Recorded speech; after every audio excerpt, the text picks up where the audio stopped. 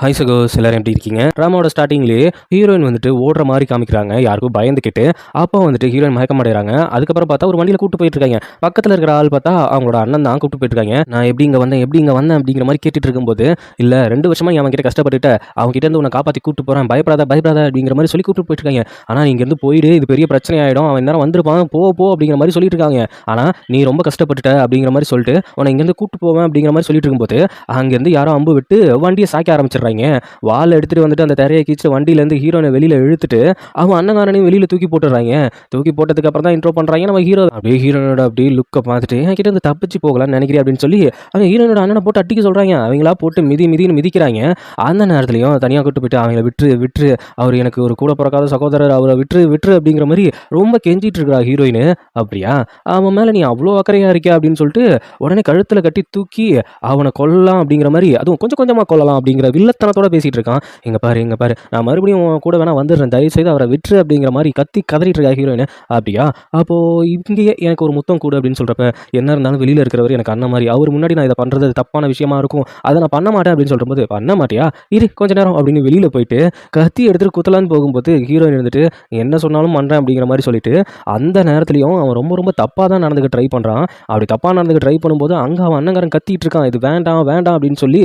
ஓ, இந்த நேரத்தில் கூட நீ அவன் மேலே தான் அக்கறையா இருக்கியா, சரி இனிமேல் அவனை விட்டு வச்சா சரி வராது அப்படிங்கிற மாதிரி சொல்லிட்டு நேராக கத்தி எடுத்துகிட்டு போயிட்டு அவனை குத்தலான்னு போகும்போது குறுக்க ஹீரோயினுக்கு உள்ளே பூந்த அந்த கத்தி குத்த வாங்கிக்கிறா. அப்படியே அவன் அண்ணனும் கதறான். அப்பயும் இந்த சைக்கோ ஹீரோ அவன் தான் சைக்கோ. ஓ, நீ சாகலை இன்னும், கவலைப்படாத அப்படிங்கிற மாதிரி ஹீரோயின் மயக்கம் போட்டு விழுறா. அவன் எங்கே இருக்கானா, இந்த பாதாள லோகத்துக்கு போகிற ஒரு படகு அப்படிங்கிற மாதிரி சொல்லுவாங்கல்ல, அந்த படகுல இருக்கா. அந்த பாதாள லோகத்துக்கு கூட்டு போகிறதுக்காக ஒரு வயசானவர் அந்த போட்டில் இருக்காரு. அங்கே சுற்றி அந்த விளக்கெல்லாம் இருக்குது, இந்த சைனாவில் எரியுற விளக்கெல்லாம் இருக்குது அந்த குளத்தில். அதில் வந்துட்டு அவளோட நினைவுகள் மட்டும் இருக்குது. நினைவுகளில் இருந்துட்டு தான் ஒவ்வொரு விஷயத்தையும் சொல்கிறாங்க. என்னன்னா, ஹீரோயின் வந்துட்டு ஒரு 20-24 வயசு வரைக்கும் அவங்க அப்பா பெரிய பதவியில் இருந்திருக்காரு, ரொம்ப சந்தோஷமாக இருந்திருக்காங்க. அதுக்கப்புறம் வந்துட்டு அவங்க வந்துட்டு துரோகம் பண்ணிட்டாங்க அப்படின்ட்டு அவரு வந்துட்டு ரொம்ப துரோகின்னு சொல்லி அதுக்கப்புறம் அவர் இறந்து போயிருக்காரு. அதுக்கப்புறம் அவங்க அம்மா மறுமணம் செய்ய விருப்பம் இல்லாமல் தூக்கில் தொங்கியிருக்காங்க. அதுக்கப்புறம் தான் வந்துட்டு ஹீரோ கிட்ட வந்துட்டு சரணடைஞ்சிருக்கா இல்லை அடிமையாக வந்திருக்காளான்னு தெரியல. 2 வருஷமா ஹீரோ கிட்ட ரொம்ப கஷ்டப்பட்டிருக்கா, ரொம்ப கொடுமைப்படுத்தியிருக்கான்.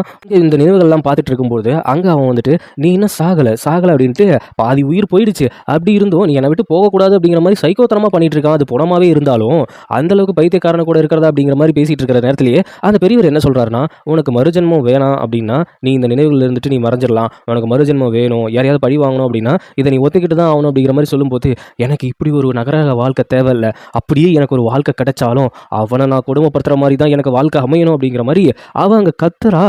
அப்புறம் கண் முழிச்சு பார்த்தா எங்கே இருக்கான்னா, இப்போதைக்கு அவங்க அப்பா அம்மா கூட வாழ்ந்த காலகட்டத்தில் மறுபடியும் அவன் ரீபான் ஆயிருக்கான்னு சொல்ல முடியாது. இது கொஞ்சம் டைம் ரிவர்ஸ் ஆகி போய் அவன் அங்கே கண் முழிக்கிறா. அங்கே பார்த்தா அவளோட இடத்துல இருக்கும்போது ரொம்ப நாளுக்கு அப்புறம் 2 வருஷத்துக்கு அப்புறம் பலாத கஷ்டப்பட்டுட்டு தன்னோட சொந்த இடத்த பார்க்கும்போது ஒரு சந்தோஷம் வரும்ல, அங்கே அப்படியே அந்த இடத்தெல்லாம் பார்த்து சந்தோஷப்பட்டுக்கிட்டு அங்கே இருக்கிற மேடுகிட்ட எனக்கு அதை சாப்பிடக்கூடாது இதை சாப்பிடக்கூடாதுன்னு கேட்டுக்கிட்டு அவங்க அப்பா அம்மா உயிரோடு இருக்காங்க அப்படின்னு தெரிஞ்சதுக்கப்புறம் நேராக அவங்கள தான் போயிட்டு அப்படியே கட்டி பிடிக்க போகிறா. அங்கே இருந்துட்டு ஏமா ரொம்ப லேட்டாக இருந்துட்டு போல அப்படிங்கிற மாதிரி அவர் கிண்டல் பண்ணிட்டு இருக்காரு. அங்கே நம்ம ஹீரோனோட அண்ணனும் இருக்கான். பரவாயில்ல, படிப்பில் உனக்கு இன்ட்ரெஸ்ட் இல்லாமல் சீக்கிரம் வந்துட்டியே அப்படிங்கிற மாதிரி அவனுக்கு கிண்டல் பண்ணிட்டு இருக்க. இப்படி சந்தோஷமா இருந்துட்டு இருக்கிறப்ப அங்கே ஹீரோனோட மாமா அப்படிங்கிற பேரில் ஒருத்தர் வராரு. அவரு ஒரு விஷயத்தை எடுத்துட்டு வராரு. அதில் வந்துட்டு நம்ம ஹீரோனோட அப்பாட்ட சைன் வாங்க, இந்த பத்திரத்தில் சைன் போட்டதால தான் இவர் துரோகிங்கிற பட்டத்தை கொண்டு வந்தாங்க நம்ம அப்பாவுக்கு. இவர் பின்னாடி இருந்து எல்லா வேலையும் பண்ணிட்டு நம்ம அப்பாவை வந்துட்டு எல்லாத்துலையும் மாட்டி விட்டு நம்ம குடும்பம் இப்படி ஆனதுக்கு இந்த ஆள் தான் காரணம் அப்படிங்கிற மாதிரி பழைய விஷயத்த நோட் பண்ணிட்டு இப்போ அந்த ஆள் கொண்டு வர அந்த பத்திரத்தை கிழிச்சு போட்டுறாங்க. எதுக்குமா இப்படி பண்ண அப்படிங்கிற மாதிரி நம்ம ஹீரோனோட அப்பா கேட்க, அது ஒன்றும் இல்லை, இந்த பத்திரத்து மூலியமா நீங்க எல்லாம் பண்ற மாதிரி இதில் ஒரு சைனை வாங்கி முத்திரையை வாங்கிட்டு இதுக்கு பின்னாடி பல ஊழல்கள் பண்ணி உங்களை மாட்டி விடுறதுக்கு தான் இவர் இப்படி பிளான் பண்ணிட்டு இருக்காரு அப்படிங்கிற விஷயத்த சொல்ல, அந்த ஆளு திக்குன்னு முழிக்க ஆரம்பிச்சிடறான். ஏன்னா இது இப்படி சொல்றாங்களே நம்ம பிளான் அப்படிங்கிற மாதிரி தான் முடிச்சிட்டு இருக்கான். ஆனால் அதை அங்கே காட்டிக்க முடியுமா? உடனே அந்த ஆள் என்ன பண்றானா, இல்லை அப்படிலாம் ஒன்றுமே இல்லை, உங்க பொண்ணு ஏதோ எம்எல்ஏ பழிய போடுறா அப்படிங்கும்போது, இல்லம்மா அவர் இவ்வளோ நாள் விசுவாசமா இருந்திருக்காரு, நமக்கு எதுவுமே பண்ண மாட்டாரு அப்படிங்கிற மாதிரி சொல்லிட்டு இருக்காங்க. ஆனால் சரி, நான் சொல்றது தப்பாவே இருக்கட்டும், இந்த லெட்டர் இவரும் இங்கேயே இருக்கட்டும், இதுக்கு வெளியில போய் இருக்கிற ஊழல் ஆட்களை இங்கிருந்து நம்ம காவலாளியை வச்சு பிடிக்க விடுங்க அப்படின்னு சொல்லும்போது, அதெல்லாம் முடியவே முடியாது அப்படிங்கிற மாதிரி நம்ம ஹீரோட அங்கிள் சொல்லிட்டு இருக்காரு. உடனே நம்ம ஹீரோட அண்ணன் தான் அதுக்கான உரிமை என்கிட்ட இருக்கு அப்படின்னு சொல்லி ஒரு பதக்கத்தை காட்டிட்டு அவன் போயிட்டு எல்லாத்தையும் சர்ச் பண்ண போறான். அதுக்கப்புறம் கொஞ்சம் நேரம் கழிச்சு வந்ததுக்கு அப்புறம் தான் தெரியுது அந்த ஆள் எல்லா ஊழலும் பண்ணியிருக்காரு, அவரை பிடிச்சி நான் ஜெயிலில் போட்டேன். ஆனால் இதெல்லாம் உனக்கு எப்படி தெரியும் அப்படிங்கிற மாதிரி நம்ம ஹீரோயின்ட்ட கேட்கும்போது, இல்லை நான் இதை முன்னாடியே பார்த்தேன், ஆனால் எனக்கான கரெக்டான நேரம் கிடைக்கல, அதனால தான் நான் இப்படி பண்ணேன் அப்படிங்கிற மாதிரி சொல்லும்போது அவங்க எல்லாம் சந்தோஷப்படுறாங்க. இப்போ வந்துட்டு இந்த விஷயம் நடக்காததால நம்ம ஹீரோ கிட்ட போக மாட்டோம் அப்படிங்கிற சந்தோஷத்திலேயே அங்கே நடக்கிற திருவிழாவுக்கு போறா. திருவிழாவுக்கு போயிட்டு அங்கே நிறைய விஷயங்கள் பார்த்து ரசிக்கிறா. ஏன்னா 2 வருஷமா அவ வந்துட்டு அவ்வளோ கொடுமைப்படுத்தியிருக்கான் போல, வெளியில கூட விட்டதில்ல போல. நம்ம இனிமேல் ஹீரோ கல்யாணம் பண்ண மாட்டோம், நம்ம சந்தோஷமா இருப்போம் அப்படிங்கிற மாதிரி சந்தோஷத்துல இருக்கிறப்ப, நேரா அங்க பார்த்தா ஹீரோ நடந்து வரான். இவன் எப்படி இங்க இருக்கான் அப்படின்னு பார்த்தா, நான் அவன் கிட்ட போறதுக்கு 1 வருஷத்துக்கு முன்னாடி தான் அவன் அங்க இளவரசரானா. அது வரைக்கும் அவன் ஒரு சாதாரண பதவியில தான் இருந்தான். இப்போ எப்படி இவன் இங்க இருக்கான்? இப்போ ஏன் இவன் இப்படி இருக்கான்? அப்படிங்கிற மாதிரி யோசிச்சுட்டு இருக்கும்போதே, அப்படியே ஹீரோனோட கையில கொஞ்சம் அவனோட கை உரசிட்டு போகுது. அவன் கை ஃபுல்லா ரத்தமா இருந்திருக்கும் போல. அது இவ கையில பட்ட உடனே அவளோட பழைய நினைப்புகள் எல்லாம் அப்படியே திரும்ப திரும்ப வருது. சரி, இந்த கதையை இப்படியே முடிச்சிடணும், இவனை என் கையாலேயே கொல்லணும் அப்படின்னு சொல்லிட்டு அந்த கத்தி ஒன்று அங்கே வாங்கிட்டு போயிட்டு அவங்கள கொல்லலாம் அப்படிங்கிற மாதிரி முடிவு பண்ணி ஒரு அண்டர் கிரவுண்ட் ஏரியாவுக்கு போறா. அது என்ன மாதிரி ஏரியானா, இந்த பெட்டிங் கட்டி சண்டை போட வைப்பாங்கல்ல, அந்த மாதிரி அண்டர் கிரவுண்ட் ஏரியாவுக்கு போயிடுறா. அங்க உள்ள வந்தோடனே அவளை வெட்டுறதுக்கு ஒருத்தன் அங்கேருந்து ஓடி வரான். உள்ள நடுவில் குறுக்க ஹீரோ வந்து கத்தியால ஒரே சொருகு ஹீரோயின் இருக்கிற கத்தியை பிடிங்கி. அப்பதான் தெரியுது ஹீரோ அங்கே ஒரு அடிமையா இருந்துட்டு இருக்கான் அப்படின்ட்டு. அடிமையா இருக்கிறது மட்டும் இல்லாம அங்க சுத்தி இருக்கிறவங்க இவன் மேல பெட்டு கட்டுவாங்க, அடியால் சண்டை போட்டு தான் அங்க சம்பாதிக்கணும் அப்படிங்கிற விஷயத்துல இவன் இருக்கான் அப்படிங்கறத தெரிஞ்சோடனே அவளுக்கு ஒரு மாதிரி ஷாக் ஆயிடுது. என்னடா இது, அந்த ஜென்மத்துல வந்துட்டு இவன் இளவரசராக இருந்தா இங்க வந்து இப்படி இருக்கானே அப்படிங்கிற யோசிச்சுட்டு இருக்கும்போது அவ கூட வந்த மெய்டு வந்து இங்கெல்லாம் இருக்கக்கூடாது, வாங்க நம்ம மேலே போய் பார்ப்போம் அப்படின்னு பால்கனி கூட்டு போறாங்க. அங்க வந்துட்டு இப்போ 1 vs 1 நடக்குது ஹீரோவுக்கும் இன்னொருத்தனுக்கும். அதுல ஹீரோ தான் ஜெயிக்கிறான். செம கடுப்புல இருந்த ஹீரோயின், எவ்வளோ நாள் நீ எனக்கு கொடுமைப்படுத்திருப்ப, இப்போ உனக்கு வைக்கிறேன் பாரு ஆப் அப்படிங்கிற மாதிரி சொல்லிட்டு அவளே காசு கட்டி 2 பேர்த்த இறக்கி விட சொல்றா. அந்த 2 பேர்த்தையும் ஹீரோ வெட்டி தள்ளணும்னு இதெல்லாம் பத்தாது, 5 பேர்த்த இறக்கி விடு அப்படின்ட்டு காசு அதிகமாக கொடுக்க கொடுக்க அவனும் ஆட்களை அனுப்பிக்கிட்டே இருக்கான், ஹீரோ வெட்டி தள்ளிட்டே இருக்கான். இதை பார்த்த உடனே செம்ம கடுப்பாயிட்டு இருக்கிற மொத்த பேர்த்தையும் அனுப்பிவிட சொல்லு அப்படின்ட்டு காசை கொடுக்க அவங்களும் மொத்த பேர்த்த அனுப்பிச்சுடுறாங்க. ஒரு 4-5 பேர்னா சமாளிக்கலாம், மொத்த பேருமே சேர்ந்துட்டு அடிக்கும் போது ஹீரோ மிதின்னு மிதிச்சு அதுவும் வாயிலேயே குத்துறாங்கன்னா பார்த்துக்கோங்களேன். குத்த ஹீரோயின் பார்த்து ரசிச்சுக்கிட்டு இருக்கா. இதெல்லாம் ஹீரோ ஒரு பக்கம் நோட் பண்ணிக்கிட்டு தான் இருக்கான். நோட் பண்ணிட்டு இருக்கும்போது அவன் சாகிற நிலைமைக்கு போகிறப்ப நிப்பாட்டுங்க அப்படின்னு சொல்லிட்டு என்ன பண்றா அப்படின்னா, அவனை விலை கொடுத்து வாங்கிடுறா. அடிமையா விலை கொடுத்து வாங்கினது மட்டும் இல்லாம அவளோட வண்டியிலேயே பின்னாடி நாய் சங்கிலி போட்டு கட்டி இழுத்துட்டு வர மாதிரி ஹீரோவை பிடிச்சி இழுத்துட்டு வரா. அப்போ மெய்டு சொல்றா, இவங்க ரொம்ப காயப்பட்டிருக்க மாதிரி இருக்கு, நான் வேணா மருத்துவரை வர சொல்லட்டுமா அப்படின்னு சொல்லும்போது, அதெல்லாம் ஒன்றும் வேணாம், பனி ரொம்ப பெய்யுது இல்லை, ஆனால் இந்த பனி வந்துட்டு நாங்கள் 2 பேரும் ஃபஸ்ட்டு மீட் பண்ணும்போது தான் பேஞ்சுது, அதே மாதிரி இப்பயும் பெய்யுது அப்படிங்கிற மாதிரி ஹீரோன் யோசிச்சுக்கிட்டு, இந்த பனியிலேயே நீ வெளியில் இருக்கணும், இதுதான் உன்னோட இடம், நான் எப்போ மறுபடியும் வந்து உன்கிட்ட உள்ளவான்னு சொல்கிறனோ அப்போ தான் வரணும் அப்படிங்கிற மாதிரி சொல்லிட்டு அவனையும் அங்கே முட்டி போட வச்சிடறா.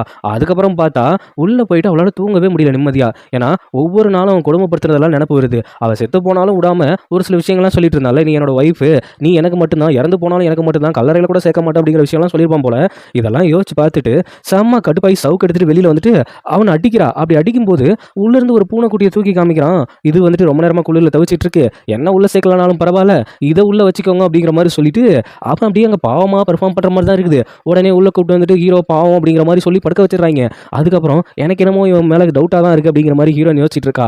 அதுக்கப்புறம் அந்த ஹீரோயின் போனதுக்கப்புறம் அந்த பூனைக்குட்டியை வெளியில் தூக்கி, நீ ரொம்ப சத்தம் போடுற அப்படின்னு சொல்லி பூனைக்குட்டியை வெளியில் தூக்கி போட்டுறான். ஆக மொத்தத்தில் இவன் திருந்தலாமா, திருந்தலை, இவன் இப்படியே தான் இருக்கான் போல. அங்கே கட் பண்ணி ஹீரோ சண்டை போட்டுட்டு இருந்தால அந்த இடத்த தான் காமிக்கிறாங்க. அந்த இடத்துல வந்துட்டு இன்னைக்கு ரொம்ப நிறைய சம்பாதிச்சோம் அப்படின்ட்டு அந்த இடத்தோட முதலாளி ரொம்ப குடிச்சிட்டு ரொம்ப ஜாலியாக இருந்துட்டு இருக்கு. அந்த இடத்துக்கு பொசுக்குன்னு ஹீரோ வந்துட்டு அங்கே இருக்கிற எல்லாத்தையுமே வெட்டி சாச்சிட்டு வெளியில் வந்து நிற்கும் போது அவனுக்கு ஒரு படையே வணக்கம் வைக்குது. அதில் ஒரு லேடி இருக்காங்க, ஜென்ரல் நம்ம எதிர்பார்த்து வந்த மாதிரி இங்கே யாரும் மாட்டலை, அது மட்டும் இல்லாமல் இன்னும் எவ்வளோ நாளுக்கு நீங்கள் இப்படி நடிச்சிட்டு இருக்க போறீங்க, அதுவும் அந்த பொண்ணு உங்களை ரொம்ப குடும்பப்படுத்துற மாதிரி இருக்கு அப்படிங்கிறப்ப, நான் ஒளிஞ்சிக்கிறதுக்கு கரெக்டான இடம் ஒன்று கிடச்சிருக்கு, அவள் கொஞ்சம் இன்ட்ரெஸ்டிங்காக தான் இருக்கா, அதை அப்படியே கொண்டு போவோம் அப்படிங்கிற மாதிரி இவன் இங்கே சொல்லிட்டு இருக்கான். பயப்புள்ள வேற ஏதோ பிளான் பண்ணுறானா இல்லை இவனுக்கு ஏதோ ஞாபகம் வந்திருக்கா அப்படிங்கிறது தெரியல. அப்படியே அவன் தங்கி இந்த இடத்துக்கு போகும்போது அங்கே ஹீரோயின் உட்காந்துருக்கா. அந்த பூனைக்குட்டி வச்சுக்கிட்டு எங்கே போயிட்டு வந்த அப்படின்னு சொல்லும்போது, இல்லை நான் இந்த பூனைக்குட்டியை தான் தேடி கண்டுபிடிக்க போயிருந்தேன், அது இங்கே தான் இருக்கா, சொல்லு உன் ட்ரெஸ்ஸில் ரத்தக்கார இருக்குது அப்படின்னு கேட்கும்போது, அது உங்களால் வந்த காயத்தால் வந்த ரத்தம் தான், எந்த இடத்துல உன் காயம் இருக்குது அப்படின்னு சொல்லிட்டு வயிற்று பக்கத்துலன்னு சொல்கிறப்ப அந்த காயத்துக்குள்ளே விட்டு குத்தி பார்க்குறா. அது அவனுக்கு வலிக்குது, இருந்தாலும் உன்னை நம்ப முடியாது, எனக்கு அந்த காயத்தை காட்டு அப்படின்னு சொன்னதுக்கப்புறம் அவன் ட்ரெஸ்ஸை கழட்டி காட்டுறதுக்கு அப்புறம் தான் நம்புறா. ஓகே, ஆனால் இவன் மேலே டவுட்டாக இருக்கே அப்படிங்கிற மாதிரி டவுட் பண்ணிட்டு தான் போகிறா. ஹீரோவும் நம்ம கொஞ்சம் உஷாராக இருக்கணுமோ அப்படிங்கிற மாதிரி தான் பேசிட்டு இருக்கான். அடுத்த நாள் காலையில் என்ன ஆகுது அப்படின்னா, நம்ம ஹீரோனோட அண்ணன் இருக்கான்ல, அவன் வந்துட்டு இந்த மாதிரி இடத்துல நிறைய கொலைகள் நடந்திருக்கு, அதில் ஒரு சின்னதாக ஒரு மட்டும் தான் இருக்குது, ஒரு ஊசி மட்டும் தான் கிடச்சிருக்கு அப்படிங்கிற மாதிரி விஷயத்த சொல்லும்போது அவன் அதை பற்றி இன்வெஸ்டிகேஷன் செஞ்சுட்டு இருக்கான். இங்கே பார்த்தா ஹீரோயின் வந்துட்டு யோசிச்சுட்டு இருக்கா, ஹீரோ அப்படிங்கிற இளவரசன் ஆகலன்னா நம்ம தப்பிச்சிட்டோம் அப்படிங்கிற யோசிச்சுட்டு இருக்கும்போது அவன் அண்ணங்காரன் வரான். என்ன தீவிரமாக யோசிச்சுட்டு இருக்க, அது வந்துட்டு ஒன்றும் இல்லை, சும்மா தான் யோசிச்சுட்டு இருக்கேன், இந்த மாதிரி இடத்துல நிறைய கொலைகள் நடந்திருக்கு அப்படின்ட்டு இவங்க 2 பேரும் பேசிட்டு இருக்கையில கரெக்டாக ஹீரோ வந்துட்டு சொல்லுங்க மாஸ்டர் அப்படின்னு நிற்கும்போது, இவன் யார் புதுசாக இருக்கான், அது வந்துட்டு இவன் என்னோட அடிமை, நான் தான் வாங்கிட்டு வந்தேன் அப்படிங்கும்போது, அடிமையா, நேற்று நீ எங்கே இருந்த அப்படின்ட்டு நம்ம ஹீரோனோட அண்ணன் விசாரிக்க போகிறப்ப, ஐயோ எதுவும் மாட்டிப்பானோ அப்படின்ட்டு அந்த நேரத்தில் நம்ம ஹீரோயினோட அம்மாவோட சிஸ்டர் அவங்க வந்திருக்காங்க அப்படிங்கிற விஷயத்த சொல்ல வந்து போயிட்டு அவங்கள பார்க்க போகிறாங்க. அந்த அம்மாவும் இந்த அங்கிளும் இருக்காங்களே, இவங்க 2 பேரும் பிளான் பண்ணி சேர்ந்து தான் போன ஜென்மத்தில் வந்துட்டு இவங்க குடும்பத்தையே நாசமாக்கியிருப்பாங்க. இப்போ வந்துட்டு அது கொஞ்சம் கொஞ்சிட்டு இருக்குது ஹீரோனோட அம்மாவை, நீ தான் என் உயிர் மற்றவங்கலாம் அப்படிங்கிற மாதிரி சொல்லிட்டு கேக்கெல்லாம் எடுத்துகிட்டு வந்தேன், உனக்காக ஸ்வீட்லாம் எடுத்துகிட்டு வந்தேன் அப்படின்னு சொல்லிட்டு எல்லாத்தையும் கொடுத்துட்டு இருக்கு. ஆனால் அந்த ஸ்வீட்டை சாப்பிட்டதுக்கு அப்புறம் ஹீரோனோட அம்மாவுக்கு உடம்பு சொல்லாமல் போயிருக்கும், ஏன்னா அது கெட்டு போன ஸ்வீட்டு, இதை எப்படியாவது தெரிய வைக்கணும் அப்படிங்கிறதுக்காக அந்த ஸ்வீட்டை தள்ளிட சொல்லி இந்த அளவுக்கு வீணா போன ஸ்வீட்டா கொண்டு வந்தீங்க? ஏதோ அக்கரை, சக்கரை அப்படிங்கிற மாரி தான் பேசிட்டு இருந்தீங்க அப்படின்ட்டு நல்லா பங்கம் பண்ணி விட்டுர்றாய்ங்க. அதுக்கப்புறம் ஜெயிலுக்கு போனாங்கல்ல நம்ம அங்கிள். அவன் வந்துட்டு தான் மேல குத்தம் இல்ல அப்படின்னு சொல்லிட்டு, வேற யாரையோ கைய காட்டிட்டு இங்க வெளில வந்துட்டான் போல. அதுக்கான எவிடன்ஸ் கரெக்ட்டா இல்லாததால எஸ்கேப் ஆகி வந்துட்டான். இவிங்க சித்திக்கும், இந்த அங்கிளுக்கும் ஏதோ லவ்ஸ் ஓடிட்டு இருக்கு போல. இவிங்க 2 பேரும் தான் பிளான் பண்ணி இவிங்க குடும்ப சொத்தெல்லாம் பறிச்சிருப்பாய்ங்க போன ஜென்மத்துல. அத நோட் பண்ணிட்டு இருந்த ஹீரோயின் வந்துட்டு, இங்க வந்துட்டு நக்கலா வந்துட்டு அவன் வரான் அந்த அங்கிள். என்ன யாராலயும் எதுவும் பண்ண முடியாது அப்படிங்கிற மாரி ஹீரோயின ஒரு முறை மறைச்சிட்டு, "என்ன அங்கிள் ரொம்ப ஜாலியா வரீங்க போல." "அப்படிலாம் இல்ல மருமகளே. ஜஸ்ட் சும்மா வந்து யாரோ விருந்தாளி வந்திருக்காங்க. அவங்கள பார்த்துட்டு போலான்னு வந்தேன்." அப்படிங்கிற மாரி சொல்லிட்டு, "விருந்தாளியா? நீயும் அவளும் தானே கூட்டு சேர்ந்து தானே எங்க குட்டைய குழப்புறீங்க. இதுல என்ன விருந்தாளி?" அப்படிங்கிற மாரி மைண்டுக்குள்ள வச்சுக்கிட்டு, அதுக்கப்புறம் அந்த அம்மாவும் எனக்கு ஏதோ வேலை இருக்கு அப்படின்னு சொல்லிட்டு நைஸா போயிட்டு 2 பேரும் கட்டி பிடிச்சு கிஸ் பண்ணிட்டு இருக்குதுங்க. அப்படியே வண்டியில ஏறி அதுங்க அத கன்டின்யூ பண்ணிட்டே இருக்குது. இந்த குடும்பத்த நாசமாக்கும்னு நெனச்சேன். ஆனா நீயே இப்படி ஜெயில்ல மாட்டிட்டு உட்கார்ந்திருக்க. என்ன அப்படிங்கும்போது, கொஞ்ச நேரம் பொறுச்சலாம். இப்பதான் மீட் பண்ணிருக்கோம். சில பல கிஸ்ஸுகள் தாண்டி அதுக்கப்புறம் தான் பிளான் போட முடியும். அந்த குடும்பத்த எப்படி நாசமாக்கலாம் அப்படிங்கிற மாரியே வண்டியிலேயே இவங்க ரொமான்ஸ் பண்ணி போயிட்டு இருக்காங்க. அத பார்த்துட்டு இருந்த ஹீரோயின், இது எங்களை இப்படியே விட்டா சரிப்பட்டு வராது. வேற ஏதாவது பண்ணியே ஆகணுமே அப்படிங்கிற மாரி ஹீரோயின் யோசிக்கிறா. வேற என்ன பண்ணலாம்னு யோசிச்சுட்டு நேரா ஹீரோ கிட்ட தான் போறா. எனக்காக ஒரு ஹெல்ப் பண்ணணும். நீங்க என்னோட மாஸ்டர். நான் உங்களோட அடிமை. நீங்க என்ன சொன்னாலும் நான் கேட்பேன். அதனால ஒண்ணும் பிரச்சனை இல்ல அப்படின்னு சொல்லிட்டு, உடனே குதிரையில ஏறு அப்படின்னு சொல்லி அழைச்சிட்டு போயிட்டு, இவங்க 2 பேரும் வண்டியிலேயே ரொமான்ஸ் பண்ணிட்டு போயிட்டு இருந்தாங்கல்ல, அந்த இடத்துக்கு போயிட்டு அந்த வண்டிக்கு முன்னாடி போய் நின்னுட்டு, அந்த வண்டிய கவுத்துடணும் அப்படிங்கிற மாரி ஹீரோயின் சொல்றா. அவ்வளோதானே சப்ப மேட்டர் சால்ட் வாட்டர் அப்படின்ட்டு நேரா போயிட்டு அங்கருந்து ஒரு ஆப்பிள் எடுத்து சாப்பிட்டுக்கிட்டு, அந்த வண்டி வர்றதுக்கு நேரா முன்னாடி நிக்கிறான். என்னடா இது இவ்ளோ முன்னாடி நிக்கிறானே அப்படிங்கிற மாரி தான் நாமளும் யோசிப்போம். அந்த குதிரை அப்படி நேரா வந்து மோதுற மாரி வரும்போது, அந்த பழத்தோட விதைய அப்படி சுண்டி விடுவான் பாருங்களேன். அது குதிரையோட கண்ணுல அடிச்சு, வண்டி கவுந்து கரெக்ட்டா ஹீரோவ நோக்கி தான் வரும். ஹீரோ பையன் சாக போறானோ அப்படின்னு நினைக்கும்போது, சிங்கிள் கேப்ல டப்புனு மிஸ் ஆகி, அந்த வண்டி போய் அடிச்சு, கவுந்து, உள்ள இருந்து 2 பேரும் ஒரு மாரி கேவலமான லுக்ல எழுந்திக்கிறாய்ங்க. அதுவும் அந்த அம்மா குடுத்த கிஸ் எல்லாம் அவன் மேல பதிஞ்சிருக்கிறத பார்த்துட்டு, அங்க இருக்கிற மக்கள் எல்லாம் இவங்கள காரி தூன்னு துப்புறாய்ங்க. இத பார்த்துட்டு ஹீரோயின்லாம் சிரிச்சிட்டு இருக்கும்போது, அப்ப ஹீரோ அப்படியே ஹீரோயின பார்க்குறான். ரொம்ப அழகா இருக்காளே! இவளுக்கு ஏன் இந்த மாரி ஒரு எண்ணம்? இவங்கள ஏன் இப்படி பண்றா? ரொம்ப அழகா இருக்கா அப்படின்ட்டு குறுகுறுன்னு பார்த்துக்கிட்டே இருக்கான் நம்ம ஹீரோ. அந்த நேரத்துல இவங்க இப்படி அவமானப்படுறத பார்த்து ரொம்ப சிரிச்சிட்டு இருக்காய்ங்க நம்ம ஹீரோயினு. அப்படியே நைஸா ஹீரோவ பார்க்கும்போது, இவன் பார்க்குற பார்வையே சரியில்லையே! சரி வா கிளம்புவோம் அப்படின்ட்டு, அங்கேருந்து கூட்டு போகும்போது பேக்கிரவுண்ட் மியூசிக்லாம் போட்டு 2 பேத்துக்கும் லவ் ட்ராக் ஓட்டிட்டு இருக்காய்ங்க. ஏன்டா எனிமீன்னு தான்டா கொண்டாந்து விட்டீங்க. இப்ப என்னடா இப்படி போயிட்டு இருக்குது? அப்படிங்கிற மாரி தான் நமக்கே இருக்கும். அதுக்கப்புறம் இவங்க 2 பேரும் வண்டியில ரொமான்ஸ் பண்ணிட்டு போய் விழுந்த விஷயங்கள் எல்லாமே ஹீரோயினோட அம்மாவுக்கு தெரிய வருது. அவங்க கூட்ட வச்சு திட்டுன்னு திட்டிட்டு இருக்காய்ங்க. ஐயோ! நான் ஒன் அண்ட் ஒன்லி சிஸ்டர் ஆச்சா? உன்னோட செல்ல சிஸ்டர்ல? எது செல்ல சிஸ்டரா? உன்ன நான் எவ்வளோ அட்ஜஸ்ட் பண்ணிட்டேன் தெரியுமா? உனக்கு என்ன தைரியம் இருந்தா, என்னோட ஹஸ்பண்ட துரோகின்னு சொல்லி ஜெயிலுக்கு அனுப்ப நினைச்சவன் கூட நீ லவ் பண்ணிட்டு சுத்திட்டு இருப்ப. இனிமேல் உனக்கு எந்த ஒரு மதிப்பும் மரியாதையும் கிடையாது அப்படின்னு சொல்லி அவங்க அடிச்சு விரட்டி விட்டுர்றாங்க. விரட்டி விட்டதுக்கு அப்புறம் தான் நம்ம ஹீரோனுக்கு ரொம்ப சந்தோஷமா இருக்குது. ஆனா இது எல்லாம் சரியாயிடுச்சா? எல்லாமே இப்ப நார்மலா போயிட்டு இருக்கா அப்படின்னு யோசிச்சுக்கிட்டு, அதுக்கப்புறம் ஹீரோ எப்பவுமே ஒரே ட்ரெஸ்ல இருக்கான்ல, அவனுக்கு வந்துட்டு புது ட்ரெஸ் ஒண்ணு எடுத்து கொண்டு குடுக்குறா நம்ம ஹீரோயின். பைய புள்ளத்தி நம்ம ட்ரெஸ்ஸ கொஞ்சம் போடாம இருக்கும்போது, அவ கொஞ்சம் நர்வஸ் ஆயிட்டு, இனிமேல் இங்க வரும்போது இப்படிலாம் இருக்கக்கூடாது. சரியா? ட்ரெஸ் எல்லாம் போட்டுட்டு தான் இருக்கணும் அப்படின்னு சொல்லி ஆர்டர் போட்டு, அவ வெளியில போய் நர்வஸ் ஆயிட்டு போறா. நான் எதுக்கு இப்ப நர்வஸ் ஆகணும்? அவன் என்னோட எதிரி அப்படிங்கிற மாரி சொல்லிக்கிட்டு, இவங்க 2 பேரும் ஒரு ட்ராக்ல இப்ப ஸ்டார்ட் பண்ணிட்டு ஒரு மாரி போயிட்டு இருக்காய்ங்க. அப்போ உங்க பழிவாங்கல்லாம் இவ்வளோதானா?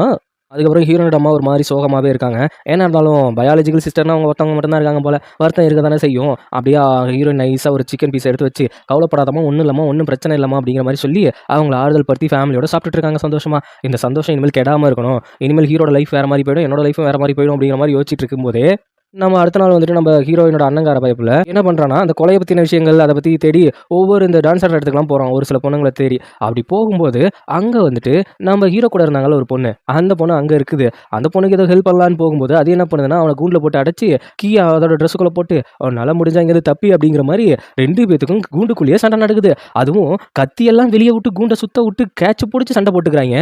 2 பேரும் ஈக்குவலா சண்டை போட்டுக்கிற மாரி ஐ டூ ஐ கான்டாக்ட் அப்படியே செம்ம லுக்கா போயிட்டு இருக்குது. இதே மாரி சீன சாஞ்சி த ரிங் அப்படின்னு நினைக்கிறேன் மார்வல் படம். அதில ஒரு இன்ட்ரோ ஒண்ணு வச்சிருப்பாய்ங்க. ஹீரோவோட அம்மாவுக்கும், ஹீரோட அப்பாவுக்கும். வேற லெவலா இருக்கும் அந்த சீன்லாம். அந்த ரிங்க வச்சு அந்த மாரி அப்படி போயிட்டு இருக்கும்போது, அப்படியே நைஸா அவனும் அப்படியே மயங்கின மாரி கிட்ட போயிட்டு, "என்ன கத்திய காட்டி மிரட்டுறத விட என் கண்ல ரொம்ப பயந்துட்டீங்களோ?" அப்படிங்கிறப்ப, "சீ சீ அந்த அளவுக்கா நினைச்சேன்" அப்படின்ட்டு டபக்குனு கழுத்த பிடிச்சு நெரிச்சு, அந்த இடத்துல வந்துட்டு ஒரு சின்ன ஊசி எடுத்தேன். அந்த ஊசியில வந்துட்டு ஒரு பவுடர் வாசம் வந்துச்சு. அப்போ அந்த வாசம் இந்த வாசமான்னு தெரிஞ்சுக்கிறதுக்காக தான் உன்கிட்ட நெருங்குனேன். நீ தான் அத பண்ணது அப்படிங்கிறது எனக்கு நல்லா தெரிஞ்சு போச்சு அப்படின்ட்டு அவன் வலுவா பிடிக்க, உடனே அவன எட்டி ஒரு உதைச்சுட்டு, இந்த சுத்திட்டு இருந்த கேப்லயே அந்த கேட்ட தொறந்துச்சு போல. தொறந்துட்டு அப்படியே பறந்து அது எஸ்கேப் ஆயிடுது. இவன் எப்படியாவது புடிச்சே ஆகணும் அப்படிங்கிற மாரி மைண்ட் செட்ல துரத்தி ஓட பார்க்குறான். ஆனா கண் இமைக்கும் நேரத்தில் கம்பி நீட்டி விட்டார் அப்படிங்கிற மாரி அந்த புள்ள எஸ்கேப் ஆயிடுது. அதுக்கப்புறம் ஹீரோயின் கொடுத்த ட்ரெஸ்ஸை போட்டு வந்து நம்ம ஹீரோ பைய போல பக்கத்தில் வந்து உட்கார அப்படியே அவளுக்கு வந்துட்டு பழைய நினைப்பெல்லாம் வருது. அது மட்டும் இல்லாமல் கொஞ்சம் நர்வஸ் ஆகிட்டாங்க. நாங்கள் கொஞ்சம் ஃபேமிலியோட வெளியில் சுத்த போகிறோம், நீ கொஞ்சம் பார்த்து பத்திரமா இரு அப்படின்னு சொல்லிட்டு எங்கே போகிறாங்கன்னா அந்த சந்தை மார்க்கெட்லாம் அப்படியே ஹீரோனோட அப்பா அம்மா எல்லாமே சேர்ந்துட்டு அப்படியே சுற்றி பார்க்க போகிறாங்க.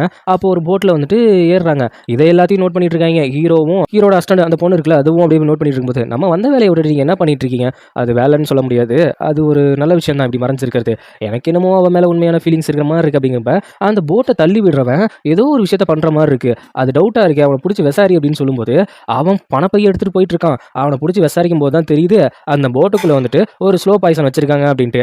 அதுவும் அந்த ஊதுபத்தி மூலியமா. அதில் வந்துட்டு அவங்களால வெளியில் கத்தவும் முடியாது, ஜுரம் அந்த மாதிரி கை காலெல்லாம் முடங்கி அங்கேயே கிடப்பாங்க. அது மட்டும் இல்லாமல் இங்கே வந்துட்டு ஆற்றுல தானே போயிட்டு இருக்க வண்டி, சுற்றி யாரையும் கூப்பிட முடியாதுங்கிறப்ப இவங்க ஏதோ ஜாலியாக போட்டில் போயிட்டு இருக்காங்கன்னு தான் நினச்சிட்டு இருப்பாங்க. அப்படிங்கிற விஷயத்த பிளான் பண்ணி தான் இப்படி பண்ணியிருக்காங்க. இது வந்துட்டு அந்த ஆளை பிடிச்சி வச்சது மூலியமாக தெரிஞ்சு போச்சு. ஆனால் இப்போ என்னன்னா ஹீரோ போய் காப்பாற்ற போனான்னு வச்சுக்கோங்களேன், இதுக்கு பிளான் பண்ணவங்க வந்து ஹீரோவை டார்கெட் பண்ண ஆரம்பிச்சிருவாங்க. அப்போது ஹீரோ எதுக்காக வந்திருக்கான் அப்படிங்கிற விஷயம் வந்துட்டு ஒரு சில பேரால் கண்டுபிடிக்கப்படும். அதனால என்ன பண்ணுறான்னா இல்லை ஹெல்ப் பண்ணலாமா வேணாமான்னு யோசிச்சுட்டே இருக்காங்க. அதே நேரத்தில் அங்கே ஹீரோனோட அம்மா எல்லாம் மயக்கம் போட்டு விழ ஆரம்பிச்சிடுறாங்க. இவ்வளோ இந்த ஜன்மம் இப்படியே முடியணுமா, இது இப்படி முடியக்கூடாதுன்ட்டு ஏதோ பண்ண ட்ரை பண்ணிட்டு இருக்கிறா. நாங்கள் எப்பவும் கேட்கறது தான், அப்படியே கமெண்ட் பண்ணிட்டு அந்த ஹைப் பட்டனை கொஞ்சம் தட்டி விட்டிங்கன்னா நல்லாயிருக்கும். இங்கே கேட்குறது எனக்கு புரியுது, ஒரு வாரத்துக்கு 3 ஹைப் தான் நாங்கள் கொடுக்க முடியும், அதுக்கு மேலே கொடுக்க முடியாது அப்படின்ட்டு. அந்த 3 ஹைப்பையும் கொடுத்து விட்டிங்கன்னா கொஞ்சம் நல்லா இருக்கும். அதனால அங்கே தடுமாறிட்டு இருந்த ஹீரோயின் என்ன பண்ணுறான்னா அங்கே இருக்கிற கேண்டீனை தட்டி விட்டுறா. அதனால போட்டு வந்து எரிய ஆரம்பிச்சோடனே வெளியில் இருக்கவங்கலாம் நெருப்பு பிடிச்சிச்சு, அதில் இருக்கிறத காப்பாற்றுங்கன்னு கத்தும்போது கரெக்டாக நம்ம ஹீரோவும் போயிட்டு ஹீரோனை லேக் அப்படி தூக்கிட்டு வரான். அப்படி தூக்கிட்டு வரும்போது லைட்டாக பேச பார்க்குறான். ஹீரோ காப்பாற்றுற மாதிரி தான் இருக்குது. அதுக்கப்புறம் பார்த்தா சேஃபாக பண்ணிட்டான், அவங்க ஃபேமிலியும் ஹீரோனோட ஃபேமிலியும் சேஃப் பண்ணிட்டான். அவனோட கையை எடுத்து அவனோட பிளட்டை வந்துட்டு ஹீரோனோட வாயில் கொடுக்கும்போது எதுக்காக இப்படி பண்ணுறான் அப்படிங்கிறது தெரியல. அதுக்கப்புறம் யோசிச்சு பார்த்தா தான் தெரியுது, அவன் பிடிச்சாலும் ஒரு ஆள், அது வந்து ஹீரோனோட அங்கிள் தான் சொல்லியிருப்பாங்க. அவங்கள போயிட்டு முதல்ல மடக்கி பிடிக்கணும் அப்படிங்கிறதுக்காக போகிறான். அங்கே பார்த்தா அந்த பெட்டியும் படிக்கெல்லாம் கட்டிட்டு அடியாட்களோட அங்கேருந்து தப்பிச்சு பார்க்குறாங்க. நேராக நம்ம ஹீரோ தான் வந்து நிற்கிறான், கூட பிடிச்சிட்டு வந்து நின்று பார்த்தோன்னே அவங்க இருக்கிற ஆட்கள்லாம் ஏவி விட அப்படியே ஒருத்தன் மேலே ஒருத்தன் ஜம்ப் பண்ணி போய் ஹீரோ வெட்டலான்னு போகும்போது அசால்ட்டாக கொடையை வச்சு ஒரு ரொட்டேஷன் அடிச்சு அடிவான் பாருங்க, ஒரு அடி சரியாக இருக்கும். அப்படி 2 பேர்த்தையும் அடிச்சு தள்ளிட்டு அவன் கிட்ட வந்து நெருங்கும் போதே தெரிஞ்சிருது அந்த ட்ரெஸ்ல இருக்கிற ரத்தனங்களை பார்த்துட்டு இவன் வந்துட்டு ஹீரோனோட அடிமை தான் அப்படின்ட்டு. உடனே அந்த ஆள் பதற ஆரம்பிச்சிடறான். என்ன கொல்ல போறியா அப்படின்னு கேட்கும்போது அவனை வச்சு ஒரு சின்ன ஒரு விளையாட்டு இருக்கு, அது வரைக்கும் நீ உயிரோட தான் இருக்க போற அப்படின்னு சொல்லிட்டு அந்த ஆள் அடிச்சு தூக்கிட்டு போயிடுறான். அங்கே பண்ணி நம்ம ஹீரோனை தான் காமிக்கிறாங்க. அங்கே அவங்க அண்ணங்காரன் வந்துட்டு ஒன்றாகலையும் மாதிரி பதறிட்டு இருக்கும்போது அங்கே வைத்தியம் பார்த்துட்டு இருக்குது யாருன்னு பார்த்தா நம்ம ஹீரோ கூட இருந்தாலும் ஒரு பொண்ணு, அந்த பொண்ணு தான் வைத்தியம் பார்த்துட்டு இருக்கா. அதுவும் ஒட்டி மீசை வச்சுட்டு ஆம்பளை பையனா வைத்தியம் பார்த்துட்டு இருக்காங்க. யார் நீங்கள், உங்களை நாங்கள் பார்த்ததே இல்லை, நான் ஒரு மருத்துவர் தாங்க, இப்போ தான் வந்திருக்கேன், புதுசாக வந்திருக்கேன், இப்போ அவங்க ஓகேவா தான் இருக்காங்க, ஒன்றும் பிரச்சனை இல்லை, அவங்களுக்குள்ள இந்த விஷத்தெல்லாம் எடுத்தாச்சு அப்படின்னு சொல்லிட்டு அவங்க அங்கேருந்து கிளம்பும்போது ஒரு நிமிஷம் நில்லுங்க அப்படின்னு கூப்பிட்றான். ஓஹோ, நம்ம மேலே டவுட் வந்துச்சால, நம்மளை கண்டுபிடிச்சிட்டானான்னு தெரியல அப்படின்ட்டு ஒவ்வொரு ஊசி எடுத்துட்டு கிட்ட வந்தால் சொருகிலாம் அப்படிங்கிற மாதிரி தான் நிற்கிறா. ஆனால் அவன் என்ன பண்ணுறான்னா வெளியில் ரொம்ப பனி அதிகமாக இருக்குது, இந்த கொடையை கொஞ்சம் எடுத்துகிட்டு போங்க அப்படின்னு சொல்லணுன்னே அவள் கொடையை வாங்கிட்டு முட்டா பயல் அப்படிங்கிற மாதிரி சொல்லிட்டு அவன் அங்கேருந்து கிளம்பிடுறா. ஹீரோயின் வந்துட்டு ஒரு வழியாக கண் முழிச்சது மட்டும் இல்லாமல் எழுந்து அப்பா அம்மா கூனாகி அப்படின்ட்டு பார்த்துட்டு இருக்கிற இடத்துல அங்கேருந்து ஹீரோ வந்துட்டு உங்கள் அப்பா அம்மாவுக்கு எதுவும் ஆகலை, உங்களுக்கு ஒரு சர்ப்ரைஸ் வச்சிருக்கேன் அப்படின்னு சொல்லிட்டு ஒரு போட்டு இருக்கிற இடத்துக்கு கூட்டு போகிறான். அந்த போட்டுக்குள்ளே யார் இருக்கான்னா ஹீரோனோட அங்கிள் தான் கட்டி போட்டு வச்சிருக்கான். உள்ள ஹீரோனை கூட்டு போயிட்டு மாஸ்டர் உங்களுக்கான சர்ப்ரைஸ் இதுதான், இவரை நீங்கள் என்ன வேணாலும் பண்ணலாம், நீங்கள் ஒன்று சொன்னீங்கன்னா அந்த ஆளோட இதயத்தை அப்படியே எடுத்து கொடுத்துரும் அப்படின்னு சொல்லும்போது அந்த ஆள் கதறான். ஆனால் கதற முடியல, ஏன்னா வாய்க்குள்ள பேப்பர் வச்சு வச்சிருக்கான். ஹீரோ என்ன பண்ணுறதுன்னு தெரியாமல் வச்சுட்டு இருக்கும்போது கத்தி எடுத்து அவனோட நெஞ்சில் வச்சு ஒரு 1/2 இன்ச்சு உள்ள இறக்கி ஒரு ஆட்டுவா பாருங்களேன். ஒரு கட்டத்துக்கு மேலே அவளுக்கே கை நடுங்க ஆரம்பிச்சிருது. நான் வேணா ஹெல்ப் பண்ணவா அப்படின்னு சொல்லிட்டு அவனும் கத்தியை பிடிச்சி அழுத்தலான்னு வரும்போது அவனுக்கு அந்த பாசம் பரிவெல்லாம் கிடையாது. ஹீரோயின் இல்லை வேணாம் அப்படின்னு சொல்லிட்டு இவங்களுக்காக எங்களோட சகோதரியும் அப்புறம் இளவரசரும் காத்துட்டு இருப்பாங்க, அதனால இவரை அவங்க கிட்ட அனுப்பி வைக்கணும் அப்படிங்கிற மாதிரி சொல்லி அனுப்பிச்சு வைக்கிறாங்க. ஆனால் அங்கேயும் ஹீரோ ஒரு ட்விஸ்ட் வச்சிருக்கான். இவங்களுக்கு என்ன விஷத்தை வச்சானோ அந்த விஷத்தை வச்சு அங்கேயே நெருப்பு பிடிக்கிற மாதிரி அனுப்பிச்சு வச்சிருக்கான். ஆப்போசிட் கரையில் வெயிட் பண்ணிட்டு இருக்குது யாருன்னு பார்த்தா இந்த நாடோட இளவரசரும் அவங்க அம்மாவும் தான். அவங்க அம்மாவோட சகோதரன் தான் வந்துட்டு இந்த அங்கிள். அவன் எரிஞ்சு வர்றதை பார்த்துட்டு ஆனால் அவர் உயிரோட தான் இருக்காரு, சரி நீங்க காப்பாற்றுவாங்களா அப்படிங்கிற மாதிரி பார்த்துட்டு இருக்காங்க இங்க ஹீரோவும். அவன் தெளிவாக சொல்லிடுறான், ஹீரோ அவங்க காப்பாற்ற மாட்டாங்க, அவங்களாம் சுயநலக்காரங்க அப்படின்னு சொல்லும்போது அவரால் நமக்கு எந்த ஒரு யூஸும் இல்லை, அவரை காப்பாற்றியும் பிரயோஜனம் இல்லை அப்படிங்கிற மாதிரி சொல்லிட்டு இளவரசர் பையன் அப்படியே போயிடுறான், விட்டுட்டு அந்த எரிஞ்சு செத்துறான். அதுக்கப்புறம் ஹீரோவும் அந்த மரத்தில் உட்காந்து பேசிகிட்டு இருக்காங்க. எனக்காக தான் இவ்வளோ பண்ணியா, அது மட்டும் இல்லாமல் என்னை காப்பாற்றுறது நீ அப்படிங்கும்போது என்ன இருந்தாலும் அது என்னோட கடமை அப்படிங்கிற மாதிரி அவன் சொல்லிட்டு இருக்கும்போது ஹீரோயினும் லைட்டாக ஃபீல் பண்ணுறா. பரவாயில்ல, இவன் போன ஜென்மத்தில் இந்த மாதிரி தான் இல்லை, பையபுல ரொம்ப க்யூட்டாக ஸ்வீட்டாக என்னமோ மாதிரி இருக்கான் அப்படிங்கிற மாதிரி ஃபீல் பண்ணிட்டு இருக்கப்ப அவனோட கையை பார்க்குறா. உடனே கிழிச்ச மாதிரி இருக்குது. இது என்ன காயம், அப்போ உன்னோட ரத்தத்தை கொடுத்து தான் எனக்கு நீ உயிர் வர வச்சியா, என்ன காரணம், இது என்ன ஒரு கொடூரமா இல்லையா அப்படின்ட்டு நம்ம ஹீரோயின் கேட்கும்பொழுது அது கொடூரம்னா இல்லை, அது என்னோட உடல் அமைப்பு எப்படி சின்ன வயசுலேருந்து என்னை அப்படி தான் வளர்த்தாங்க அப்படிங்கும்போது தான் அதுக்கு முன்னாடி ஜென்மத்தில் என்ன பண்ணியிருக்காங்கன்னா, ஹீரோயின் ரொம்ப உடம்பு சரியில்லாம இருந்திருப்பா. அவளும் சொல்லியிருப்பா, எனக்கு ரொம்ப உடம்பு சரியில்ல அப்படின்ட்டு. அந்த நேரத்துல இவன் கைய கிழிச்சு ரத்தத்த குடுத்துருப்பான். அத அப்படியே நக்கி எடுக்க சொல்லியிருப்பான். அத நெனச்சு, ஓஹோ! அதனால தான் அந்த ஜென்மத்திலயும் அவன் அப்படி ரகாடா நடந்துட்டானா, ரத்தத்த குடிக்க சொல்லி அப்படிங்கிற மாரி யோசிச்சுக்கிட்டு, சரி எதுக்காக இத என்கிட்ட மறைச்ச? இன்னும் ஏதாவது மறைக்கிற விஷயம் என்கிட்ட இருக்கா அப்படின்னு கேட்கும்போது, ஆமா உங்ககிட்ட உண்மைய சொன்னீங்கன்னா, என்ன கூண்டுல அடைச்சு துண்டு துண்டா என்ன வெட்டி வித்துற மாட்டீங்க. இவன சாப்பிட்டா எல்லாம் குணமாகும் அப்படின்னு சொல்லிட்டு, அதனால தான் அப்படின்னு சொல்லும்போது, அப்படியே லைட்டா கொஞ்சம் சிரிப்பு வருது நம்ம ஹீரோயினுக்கு ஹீரோவ பார்த்து. அப்படியே 2 பேரும் கொஞ்சம் அழகா அப்படியே சிரிச்சிட்டு இருக்கும்பொழுது, அவன் என்ன யோசிக்கிறான்னா, இந்த ஜென்மத்தில இவன் இப்படியே இருந்தா நல்லாவே இருக்கும் அப்படிங்கிற மாரி கொஞ்சம் ஹீரோ மேல நல்ல அபிப்பிராயம் வருதுன்னு சொல்ல முடியாது. சைட் அடிக்க ஆரம்பிச்சிட்டாங்கன்னே சொல்லலாம். இந்த ட்ராமாவோட ஹீரோயின நான் சைட் அடிக்கிறேன்ப்பா. பர்சனலா யாரும் கமெண்ட்லலாம் திட்ட வேணாம். நீங்க மட்டும் ஹீரோவ சைட் அடிக்கிறேன், ஹீரோவோட ஃப்ரெண்ட சைட் அடிக்கிறேங்கும்போது தான் நான் சும்மா இருந்தால சப்போர்ட் பண்ணல. எனக்கு சப்போர்ட் பண்ணணும். ஓகேவா சகோஸ்? அடுத்த நாள் காலையில ஹீரோவ சுத்தி ஒரே கூட்டமா இருக்கு. அங்க இருக்கிற மேடு பொண்ணுங்கலாம் செம்மையா அவன் வெட்டுறான் அப்படிங்கிற மாரி பார்த்துட்டு இருக்காங்க. உடனே இங்க வா அப்படின்னு சொல்லிட்டு மார்க்கெட்ட சுத்தி பார்க்க போறாங்க. அங்க போனா இந்த நம்ம இந்த திருவிழாலாம் வச்சிருப்பாங்கல்ல, ₹10 கொடுத்தா 3 ரிங்கு கொடுத்து எதை வேணாலும் போட்டு எடுத்துக்கலாம் அப்படிங்கிற மாரி, அந்த இடத்துல நிறைய பொம்மைகள் இருக்கு. அதுல ஒரு பச்சை கலர் குதிரை பொம்மை இருக்கு. அதை பார்த்தோன்னே ஹீரோயின் வந்துட்டு எனக்கு அது வேணும் எனக்கு அது வேணும் அப்படின்னு சொல்லி, இது ரொம்ப குழந்தைத்தனமா இல்ல, இதெல்லாம் சரிப்பட்டு வராது, வாங்க போலாம் அப்படிங்கிறப்ப, ஏன்னா குழந்தை தான்டா, எனக்கு குழந்தைத்தனம் தான் வேணும், இந்தா இதை போட்டு எனக்கு ஜெயிச்சு கொடு, நான் மாஸ்டர் தானே அப்படிங்கிற மாதிரி கேட்கும் பொழுது, அவனும் இதெல்லாம் குழந்தைத்தனமா இல்லை அப்படின்ட்டு தூக்கி போட்டு வந்துடும் அசால்ட்டா. ஏன் அப்படி பண்ணிட்டு இருக்க, ஏன் அப்படி பண்ணிட்டு இருக்க அப்படின்ட்டு கோவப்பட்டு இருக்கும்போது, அங்க இருக்கிற குழந்தைகள் எல்லாமே கத்துறாங்க. இவன் அசால்ட்டா தூக்கி போட்டது அங்க இருக்கிற எல்லா குதிரையிலையும் விழுந்திருக்கு, முக்கியமா அந்த பச்சை குதிரையிலையும் விழுந்திருக்கு. அடப்பாவி, இவனுக்குள்ள இவ்வளவு திறமையா அப்படின்ட்டு ஹீரோயின் கொஞ்சம் அழகா கொஞ்ச நேரத்துக்கு முன்னாடி திட்டுனீங்க, இல்ல இல்ல இப்பதான் பார்த்தேன் உண்மை தெரிஞ்சுது அப்படின்ட்டு அழகா இத்தனை குதிரையும் எப்படின்னு எடுத்துட்டு போறது, எனக்கு பிடிச்சது ஒரு குதிரை தானே அப்படின்னு அங்க விழுந்த மற்ற குதிரை எல்லாத்தையும் அங்க இருக்கிற பச்சை குழந்தைங்கள்ட்ட கொடுத்துட்டா, அந்த ஒரு பச்சை குதிரையை மட்டும் எடுத்துட்டு இருக்கும்போது, ஏங்க நீங்களாம் எவ்வளவு பெரிய ஆளு, உங்களுக்கு என்ன நீங்க ஏதோ தங்கத்திலேயோ வெள்ளியிலேயோ குதிரை செஞ்சு வச்சுக்கலாம், போய் இந்த பச்சை கலர் மண் பொம்மையவா எடுத்துட்டு போனோம் அப்படின்னு ஹீரோ கேட்கறான். அதுக்கு அவன் என்ன தெரியுமா சொல்றா, எனக்கு பிடிச்ச விஷயங்கள் இது இவ்வளோ ரேட்ல இருக்கணும், இப்படி இருக்கணும் அப்படிலாம் இல்லை, எனக்கு பிடிச்சதா இருந்தா போதும் அப்படின்னு சொல்லி அப்படியே ஹாப்பியா அப்படியே போறாங்க. ஒவ்வொரு இடமா போய் விளையாடும் பொழுது ஹீரோயினோட கொஞ்சம் லவ் அப்படியே டெவலப் ஆகுது. அதுவும் ஹீரோட கியூட் ரியாக்ஷன்ல செம்மையா இருக்குங்க. அதை நானே என்ஜாய் பண்ணணும்னு பாத்துக்கங்களேன். இதுல என்ன கொடுமைனா, ஹீரோ மட்டும் எனக்கு பிளர் அடிச்ச மாதிரி தான் தெரிஞ்சான், ஹீரோயின் மட்டும் தான் 4K HD எனக்கு தெரிஞ்சா. அதுவும் ஒரு டிராயிங் பக்கத்தில் போய் நின்றுக்கிட்டு ஹீரோயின் சிரிக்கிறதும், அதுக்கப்புறம் அந்த மாதிரி ரியாக்ஷன் கொடுக்குறதும், அதுக்கப்புறம் ஹீரோ அந்த டிராயிங் பக்கத்தில் போய் நின்றுட்டு ஒரே குயிக் மீன்ஸாக இருந்துச்சு. அதுக்கப்புறம் அந்த சக்கரை பாக்கிலேயே வந்துட்டு உருவம்லாம் செஞ்சு கொடுப்பாங்க போல், அது மாதிரி நம்ம ஏரியாவிலும் இருந்ததா என்ன அப்படிங்கிறது தெரியல. என்னோட 90s அப்படி இதை பார்த்தோன்னா பாக்கு முட்டாயி, அதுக்கப்புறம் இந்த என்ன சொல்லுவாங்க, இந்த கயிறு இழுத்தா சுத்துமே அது அப்படின்னு நிறைய இருக்குது. உங்களுக்கு ஏதாவது இருந்துச்சுன்னா அப்படி கொஞ்சம் கமெண்ட்டில் சொல்லி விடுங்க பார்ப்போம். 2 பேரும் அவங்கவுங்க உருவத்தை செஞ்சு அப்படியே 2 பேரும் கியூட்டாக சிரிச்சுக்காங்கப்பா, அந்த மாதிரி இருக்குது. அங்கே கட் பண்ணி இளவரசரையும் ஹீரோட அண்ணனையும் காமிக்கிறாங்க. இவன் ஒரு இன்வெஸ்டிகேஷன் பொறுப்பில் தான் இருந்திருப்பான் போல. இளவரசர் கூப்பிட்டு இந்த மாதிரி 2 இன்சிடென்ட் நடந்திருக்கு, ஒன்று உன்னோட ஃபேமிலி யாரோ கொலை பண்ண ட்ரை பண்ணியிருக்காங்க, இன்னொன்று எங்கள் மாமாவை கொலை பண்ணிட்டாங்க, அப்படி இருந்தும் நீ அந்த குரூப்பை இன்னும் கண்டுபிடிக்கவே இல்லை, உனக்கு நான் 10 நாள் டைம் தரேன், எனக்கு இளவரசர் பட்டம் சூட்ட போகிறாங்க, அந்த 10 நாளைக்குள்ளே நீங்கள் அவங்களை கண்டுபிடிக்கிறோம், அப்படி இல்லை உங்கள் ஃபேமிலி மொத்தத்தையும் நான் தண்டிக்க ஆரம்பிச்சிருவோம் அப்படின்ட்டு அவர் ஒரு வார்னிங்கை கொடுக்க, இங்கே ஹீரோனோட அண்ணனும் வேறு வழியே இல்லாமல் ஒவ்வொரு இதுவாக தேடிட்டு இருக்கான். அப்போ அவங்க கொடுத்த ஹிண்ட் என்னன்னா, அவன் வெள்ளை நேர ட்ரெஸ் போட்டிருந்தான், நல்ல சண்டை போட்டான் அப்படிங்கிற விஷயம் மட்டும்தான் அதில் இருக்குது, மற்றபடி எந்த எவிடன்ஸும் கிடைக்கல. அங்கே கட் பண்ணி நம்ம ஹீரோயினை காட்டினா, அவனுக்காக அந்த ஃபயர் வேர்ட்ஸ்லாம் ரெடி பண்ணி வச்சிருப்பா போல, எல்லாத்தையும் வெடிச்சு காட்டிட்டு அப்படியே 2 பேரும் பேசிட்டு இருக்கும்போது, உன்னோட உடம்பு ஏன் இப்படி இந்த அளவுக்கு மாறுச்சு அப்படின்னு கேட்குறப்ப, அது சின்ன வயசுலேயே எங்கள் அம்மா வந்துட்டு பனி தொட்டிக்குள்ளே இறக்கி விட்டுட்டு என்னோட உடம்பு ஸ்ட்ரென்த் ஆகணும் அப்படிங்கிற மாதிரி விட்டுட்டு போயிடுவாங்க. ஆனால் என்னோட ஹெட் மட்டும் அப்பப்போ வலிச்சுக்கிட்டே இருக்கும், தலைவலி வந்துகிட்டே இருக்கும், அது மட்டும் தான் என்கிட்ட இருக்கிற வீக்னஸ் அப்படிங்கிற மாதிரி அவனும் சொல்கிறான். அதுக்காக ஒரு மாத்திரை கொடுத்து அதை நீ எடுத்துக்கோ அப்படின்னு சொல்லும்போது, இல்லை அதெல்லாம் எனக்கு ஒன்று வேணாம் அப்படின்னு சொல்கிறப்ப, அவனோட குத்துவால் வாங்கி அதுக்கு பதிலாக இதை கொடுத்து இதுக்கு பதிலாக இதை வச்சுக்கோங்க அப்படிங்கிற மாதிரி அங்கே 2 பேரும் நல்லா தான் பேசிட்டு இருக்காங்க.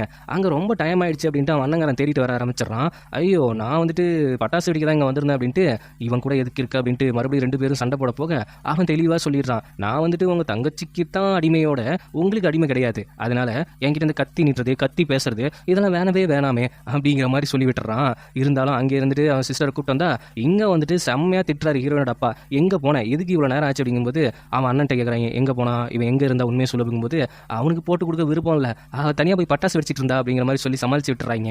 அடுத்த நாள் காலையில் நம்ம ஹீரோட டைம் தான் காமிக்கிறாங்க. அவங்க வந்துட்டு என்ன பிளான் பண்ணுறாங்கன்னா, அங்கே பட்டத்து இளவரசர் விழா நடக்க போதில் அதை தடுக்கிறதுக்காகவா இல்லை வேறு எது பிளான் பண்ணுறாங்களா அப்படின்னு தெரியல. என்ன பண்ணுறாங்கன்னா, ஒவ்வொரு பூச்செடிக்கு அடியிலையும் வெடிமருந்து வச்சு ஏதோ ரெடி பண்ணிட்டு இருக்காங்க. அதுக்கு அங்கே இருக்கிற வரைபடம் வந்துட்டு அவங்களுக்கு தேவைப்படுது போல, அதை நான் போய் எடுத்துகிட்டு வரேன் அப்படிங்கிற மாதிரி சொல்லி அவங்க ஹீரோ கூட இருக்கலாம் ஒரு லேடி, அது வந்துட்டு மறுபடியும் மருத்துவர்கிட்ட போட்டு நேராக எங்கே போகிறாங்கன்னா நம்ம ஹீரோனோட அண்ணன் கிட்ட தான் போகிறாங்க. அப்படின்னு எதர்ச்சியாக மீட் பண்ணுற மாதிரி மீட் பண்ணிட்டு, ஹே ப்ரோ எப்படி இருக்கீங்க அப்படிங்கிற மாதிரி சொல்லும்போது, நான் நல்லா இருக்கேன், நீங்கள் எங்கெங்க, நான் ஒரு மருத்துவர், நான் எப்படி இங்கெல்லாம் அப்படியே போயிட்டு இருந்தேன், அப்படியே உங்களை பார்த்தேன், அது வேணா உங்கள் கையில் கட்டு, நான் வேணா சரி பண்ணி விட வாங்கும்போது அவனுக்கு ஒரு மாதிரி கூச்சமாக இருக்குது. இல்லை பரவாயில்ல அப்படின்னு சொல்லிட்டு அவன் கையில் ஏதோ கிழிச்சு காயமாக இருந்திருக்கு, அதுக்கு மருந்து போட்டு கொஞ்சம் எரியிற மாதிரி இருக்கும், கொஞ்சம் பத்திரமா பார்த்துங்க அப்படின்னு நெருங்கி பேசும்போது, ஏன் மருத்துவரை நீங்கள் இது மாதிரி தான் எல்லா நோயாளிகிட்டையும் நெருங்கி பேசுவீங்களா?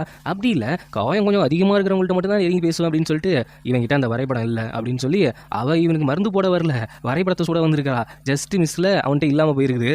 அதுக்கப்புறம் இந்த விளக்கு திருவிழா மாதிரி விளக்கெல்லாம் ஏற்றி விட்டுட்டு இருக்காங்க ஹீரோவும் ஹீரோயினும். அப்படி விட்டுட்டு இருக்கும்போது எனக்கு உனக்கு எதுவும் ஆசை இல்லையா? எனக்குலாம் எதுவும் ஆசை இல்லையே, மற்றவங்க ஆசை வேணா நிறைவேற்றுவேன். ஓ அப்படியா, எனக்கு இப்போ இங்கே பனி போயிடணும், உன்னால் முடியுமா அப்படின்னு சொல்லும்போது இவ விட்ட விளக்கெல்லாம் இருக்குல்ல, அதெல்லாம் ஒவ்வொன்றா சுட்டு தள்ளிட்டு அது எரிஞ்சு சாம்பலாகி அப்படியே ஒரு மாதிரி இந்த புகெல்லாம் பனியாக மாதிரி வரும்ல, அந்த மாதிரி வருது. இது பனி கிடையாது, அந்த விளக்குல இருந்து வர சாம்பல். ரெண்டும் ஒன்று தான். உங்களுக்கு பனி பெய்யணும் தானே கேட்டீங்க, எக்ஸாக்டாக அந்த பனி பெய்யணும்னு கேட்கவே இல்லைல்ல. ஒருத்தவங்களோட ஆசையை அழிச்சு அதுலேருந்து அவங்களோட ஆசையை நிறைவேற்றுறது, அவங்க உண்மையான ஆசையை நிறைவேற்றுறது கிடையாது.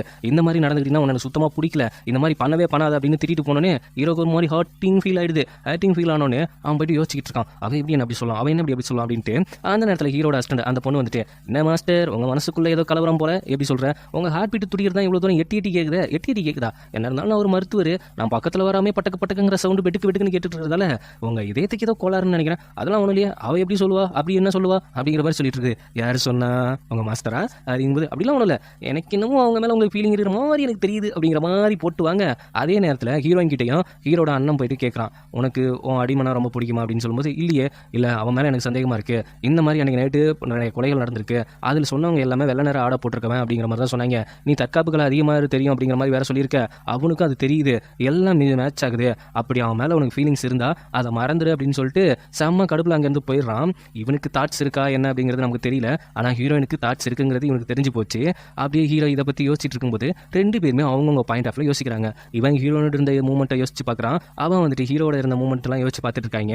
இங்கே பார்த்தா ஹீரோட ஃபுல்லாக சரக்கு போட்டுட்டு இருக்கான். அந்த நேரத்தில் மீசையை ஒட்டிட்டு வந்த நம்ம ஹீரோட அசிஸ்டன்ட், ஆகா இந்த டைமாவது இவன்கிட்ட வரைபடம் இருக்குமா, சுட்டலாமா, பயப்புள்ள வேற ஏதோ ஒரு ஃபீலிங்கில் ஃபுல்லாக சரக்கு போட்டுட்டு இருக்கானே அப்படின்னு சொல்லிட்டு நேராக போனோன்னே, ஹே ப்ரோ வாங்க நீங்களா வாங்க, ஏதோ சோகத்தில் இருக்கிற மாதிரி இருக்கீங்க, நான் வேணா ஒரு ஜோக் சொல்லவா, 3 யானை போச்சான், அதில் கடைசி ஐயோ இந்த ஜோக்லாம் வேணாம் அப்படிங்கிற மாதிரி அவன் ஏதோ அப்படியே போதையில் வளரிட்டு இருக்கான். என்ன சோகத்தில் இருக்கீங்க கொஞ்சம் தெரிஞ்சா நல்லா இருக்கும் அப்படிங்கும்போது அப்படியே மயக்கமாகும் போகும்போது அவன் ட்ரெஸ்ஸுகளை கை விட்டு ஏதாவது மேப் இருக்கான்னு பார்க்க ட்ரை பண்ணுறான். டபுக்குன்னு எழுந்து, என்ன இப்படிலாம் பண்ணுறீங்க, நான் மட்டும் உங்கள் நெஞ்ச தொட்டா அப்படின்னு தொட்டும்போது, ஆகா என்ன இருந்தாலும் அவள் பொண்ணு தானே, என்ன உங்கள் பாடி இவ்வளோ சாஃப்டாக இருக்குது அப்படிங்கிற மாதிரி அவன் பேசிகிட்டு இருக்கோன்னே அவளுக்கும் ஒரு மாதிரி ஃபீலிங் ஆகிடுது. உடனே அவன் மீசையும் பிச்சிடறான், ஆகா மாட்டிக்க போகிறோமோ அப்படின்ட்டு உடனே ஒரு மயக்க ஊசி எடுத்து அவன் கழுத்தில் குத்திடுறான். அதே நேரம் ஹீரோ என்ன பண்ணிட்டு இருக்கான்னா, மருத்துவக்காரச்சி அவன் அசிஸ்டன்ட் என்ன சொல்லியிருப்பாங்கன்னா, நீங்கள் அவங்க மேலே லவ் ஃபீலில் இருக்கீங்கன்னு தெரிஞ்சுக்கிறதுக்காக ஒரே ஒரு வழி இருக்குது அப்படின்னு அந்த பொண்ணு என்ன வழி சொல்லியிருக்குன்னா, அவங்க பக்கத்தில் கிஸ் பண்ணுற மாதிரி போங்க, அதுக்கப்புறம் உங்கள் நாடி துடிப்பை தொட்டு பாருங்க, அதுக்கு பட்டக்குன்னு அடிச்சதுன்னா கண்டிப்பாக அவங்க மேலே உங்களுக்கு ஃபீலிங்ஸ் இருக்குன்னு அர்த்தம் அப்படின்னு சொல்லும்போது, ஹீரோ பையப்பிள்ளையும் நம்ம கீதா கோவிந்தமில் வர மாதிரி கட்டு கிஸ் பண்ண போகிற மாதிரி போயிட்டு டபக்குன்னு நாடியை பிடிச்சி பார்க்குறான். இது கிஸே பண்ணியிருக்கலாம், பட் வேண்டாம், இட்ஸ் ஹீரோயின் மை சைட்டு, தொட்டான் கொண்டுருவேன். அந்த மாதிரி இருக்கும்போது அவன் பதறி அடிச்சுட்டு ஓடி வரான். இந்த மாதிரி என்னாச்சு தெரியுமா அப்படின்ட்டு அசிஸ்டன்ட் பையப்பிள்ளை வந்து பார்க்க வந்தா, அசிஸ்டன்ட் பையப்பிள்ளை என்ன பண்ணி வச்சிருக்குன்னா, நம்ம ஹீரோயினோட அண்ணனை குண்டு கட்டா தூக்கி வந்து ரொமான்ஸ் பண்ண ட்ரை பண்ணிட்டு இருக்கு. ஏன்னா இந்த பிள்ளைக்கு இவன் மேலே ஒரு ஃபீலிங் இருந்துச்சு, பரவாயில்ல நம்ம மாஸ்டர் தான் இல்லையே, முடிஞ்ச அளவுக்கு இவனை கட்டி போட்டு நம்ம ரொமான்ஸ் பண்ணிக்கலாம் அப்படிங்கிற மாதிரி அங்கே வந்து விஷயத்த பண்ணிட்டு இருக்கும்போது ஹீரோ போய் அவளை வந்து நின்று செம்ம சாகிறான், என்ன பண்ணிட்டு இருக்கு அப்படின்ட்டு. அது வந்து அப்படிங்கும்போது இன்னொரு அசிஸ்டன்ட் பையபிளையும் வந்துடுறான், இவனை கொள்ளலாமா அப்படிங்கிறப்ப நோ அப்படின்ட்டு 2 பேருமே கத்துறாங்க. இவனை கொன்னா பிரச்சனை வந்துடும் அப்படிங்கிறதால ஹீரோ கத்துறான், ஆனால் அசிஸ்டன்ட் பொண்ணு எதுக்கு கத்துறோம் அப்படிங்கிற மாதிரி ஹீரோ குறுகுறுன்னு பார்க்க, அது வந்துட்டு எனக்கு புரியுது, சரி மறுபடியும் அவன் கண்முழிக்கும் போது மறுபடியும் ஒரு மயக்க ஊசியை போட்டு இதுக்கு நான் ஒரு வழி வச்சிருக்கேன் அப்படின்னு சொல்லி அவள் வாயில் இருந்துட்டு ஒரு வண்டை எடுக்கிறா. இந்த வண்டு வந்துட்டு அவனோட பாடிக்குள்ளே போயிடுச்சுன்னா அவனோட பாடியை இவ கண்ட்ரோல் பண்ணிக்கலாம், இவ இங்கே மயக்கமாக இருப்பா. அந்த மாதிரி ஒரு விஷயத்த ரொம்ப நாளாக வச்சிருக்கா போல, உருவாக்கி வச்சிருக்கா போல. இதை ஏன் இவனுக்காக யூஸ் பண்ணும், உங்கள் 2 பேரோட மெர்ஜ் ஆகிடுவீங்களே, அதெல்லாம் தப்பாச்சு அப்படிங்கும்போது இப்போ வேற வழியே இல்லை அப்படின்னு சொல்லிட்டு என்ன பண்ணுறான்னா, அந்த வண்டை எடுத்து அவன் வாய்க்குள்ளே விட்டோன்னே இவன் இங்கே மயக்கம் போட்டு விழுந்துடுறான். ஆனால் இவன் எழுந்துட்டு இங்கே கத்திட்டு இருக்காங்க. அது ஹீரோயினோட அண்ணன் பாடியில் அவன் எழுந்துச்சு, இங்கே இருக்கேன் அப்படிங்கிற மாதிரி இப்போ பாடி சுவைப்பாட்டாங்க. இதுவும் நல்ல ஐடியா தான் இருக்குது, நமக்கு ஒரு 4 வண்டு கிடச்சா யார் வாயிலாவது விட்டு அவங்க பாடியை டேக் ஓவர் பண்ணிக்கலாம், எப்படி வசதி நல்லா தான் இருக்கும். ஆனால் சைனீஸ் ட்ராமாவில் போய் நடிச்சா மட்டும்தான் இப்படி ஆகும் போல. அப்புறம் ஹீரோவும் அவங்க அசிஸ்டன்ட் பையப்பையும் ஒன்றா போகிறாங்க. ஹீரோயின் இதை பார்த்துட்டு டவுட் போடுறா, என்னடா கொஞ்ச நேரத்துக்கு முன்னாடி தான் அண்ணங்காரன் வந்தான், அவங்கள பேசக்கூடாது அப்படிங்கிற மாதிரி சொல்லிட்டு போனால் இப்போ 2 பேரும் ஒன்றா வராங்களே அப்படின்னு சொன்னதுக்கப்புறம், இல்லை உன்னோட அடிமை வந்துட்டு ரொம்ப அழகானவர், அது மட்டும் இல்லாமல் நல்லா பேசுகிறாரு, நல்ல தற்காப்புகளையும் தெரியுது, அப்படி இப்படின்ட்டு புகழ்ந்துட்டு இருக்காங்க, உனக்கு எதுவும் உடம்பு சரியில்லையாண்ணா அப்படிங்கும்போது அதெல்லாம் ஒன்றும் இல்லையே அப்படிங்கிற மாதிரி நம்ம அசிஸ்டன்ட் புள்ளில் சமாளிச்சிட்டு இருக்கிற ஹீரோவும் கொஞ்சம் அடக்கி வாசி என்னை பற்றி ரொம்ப புகழ்ந்து என்னை போட்டு கொடுத்துறாத அப்படிங்கிற மாதிரி இப்போ இவனோட பாடியில் இருக்கிறது வந்துட்டு நம்ம அசிஸ்டன்ட் பையப்பில் பொண்ணு தான். ஹீரோவும் ஹீரோயினும் ஒன்றா இருக்கிறத வந்துட்டு ஹீரோனோட அப்பா பார்த்துட்டு இது சரியில்லை அப்படிங்கிற மாதிரி யோசிச்சுட்டு அடுத்த நிமிஷமே அவங்க அம்மாட்ட போயிட்டு என்ன பேசுகிறாங்கன்னா நம்ம பொண்ணுக்கு கல்யாணம் பண்ணி வைக்கலாம், அவளுக்கு ஏஜ் நெருங்கிட்டு வருது, 20 ஏஜ் ஆகிடுச்சு அப்படிங்கிற மாதிரி சொல்லி அவங்க வந்துட்டு ஒரு சில மேட்ச் இது கொடுக்குறாங்க. ஒரு 10 பேரோட டீட்டெயில்ஸ் கொடுத்து இதில் யாரையாவது ஒரு ஆளை செலக்ட் பண்ணுமா அப்படிங்கும்போது எனக்கு இப்போல்லாம் கல்யாணத்துக்கு ஒன்றும் அவசரம் இல்லைப்பா, நான் உங்கள் கூடயே இருக்கணும்னு ஆசைப்பட்றேன் அப்படிங்கிற மாதிரி அவ சொல்கிறா. பட் இருந்தாலும் போயிட்டு இருக்க சுச்சுவேஷன் சரியில்லையே, அதனால ஒரு கட்டையை போட்டு நிப்பாடணும் அப்படிங்கிறதுக்காக அவரும் ஃபோர்ஸ் பண்ணுறாரு. வேறு வழியே இல்லாமல் அதெல்லாம் எடுத்துக்கொண்டு போய் பார்த்துட்டு இருக்கா. இதெல்லாம் பார்த்துட்டு இருந்த ஹீரோ கொஞ்சம் கடுப்பாகிறான். ஆகுதுமா ஆகாதா, எனக்கே ஆகுது, என்ன பண்ணுறது, நானும் என்னோட ஜாதகத்தை உள்ள வண்டி வச்சலாமான்னு பார்க்குறேன்.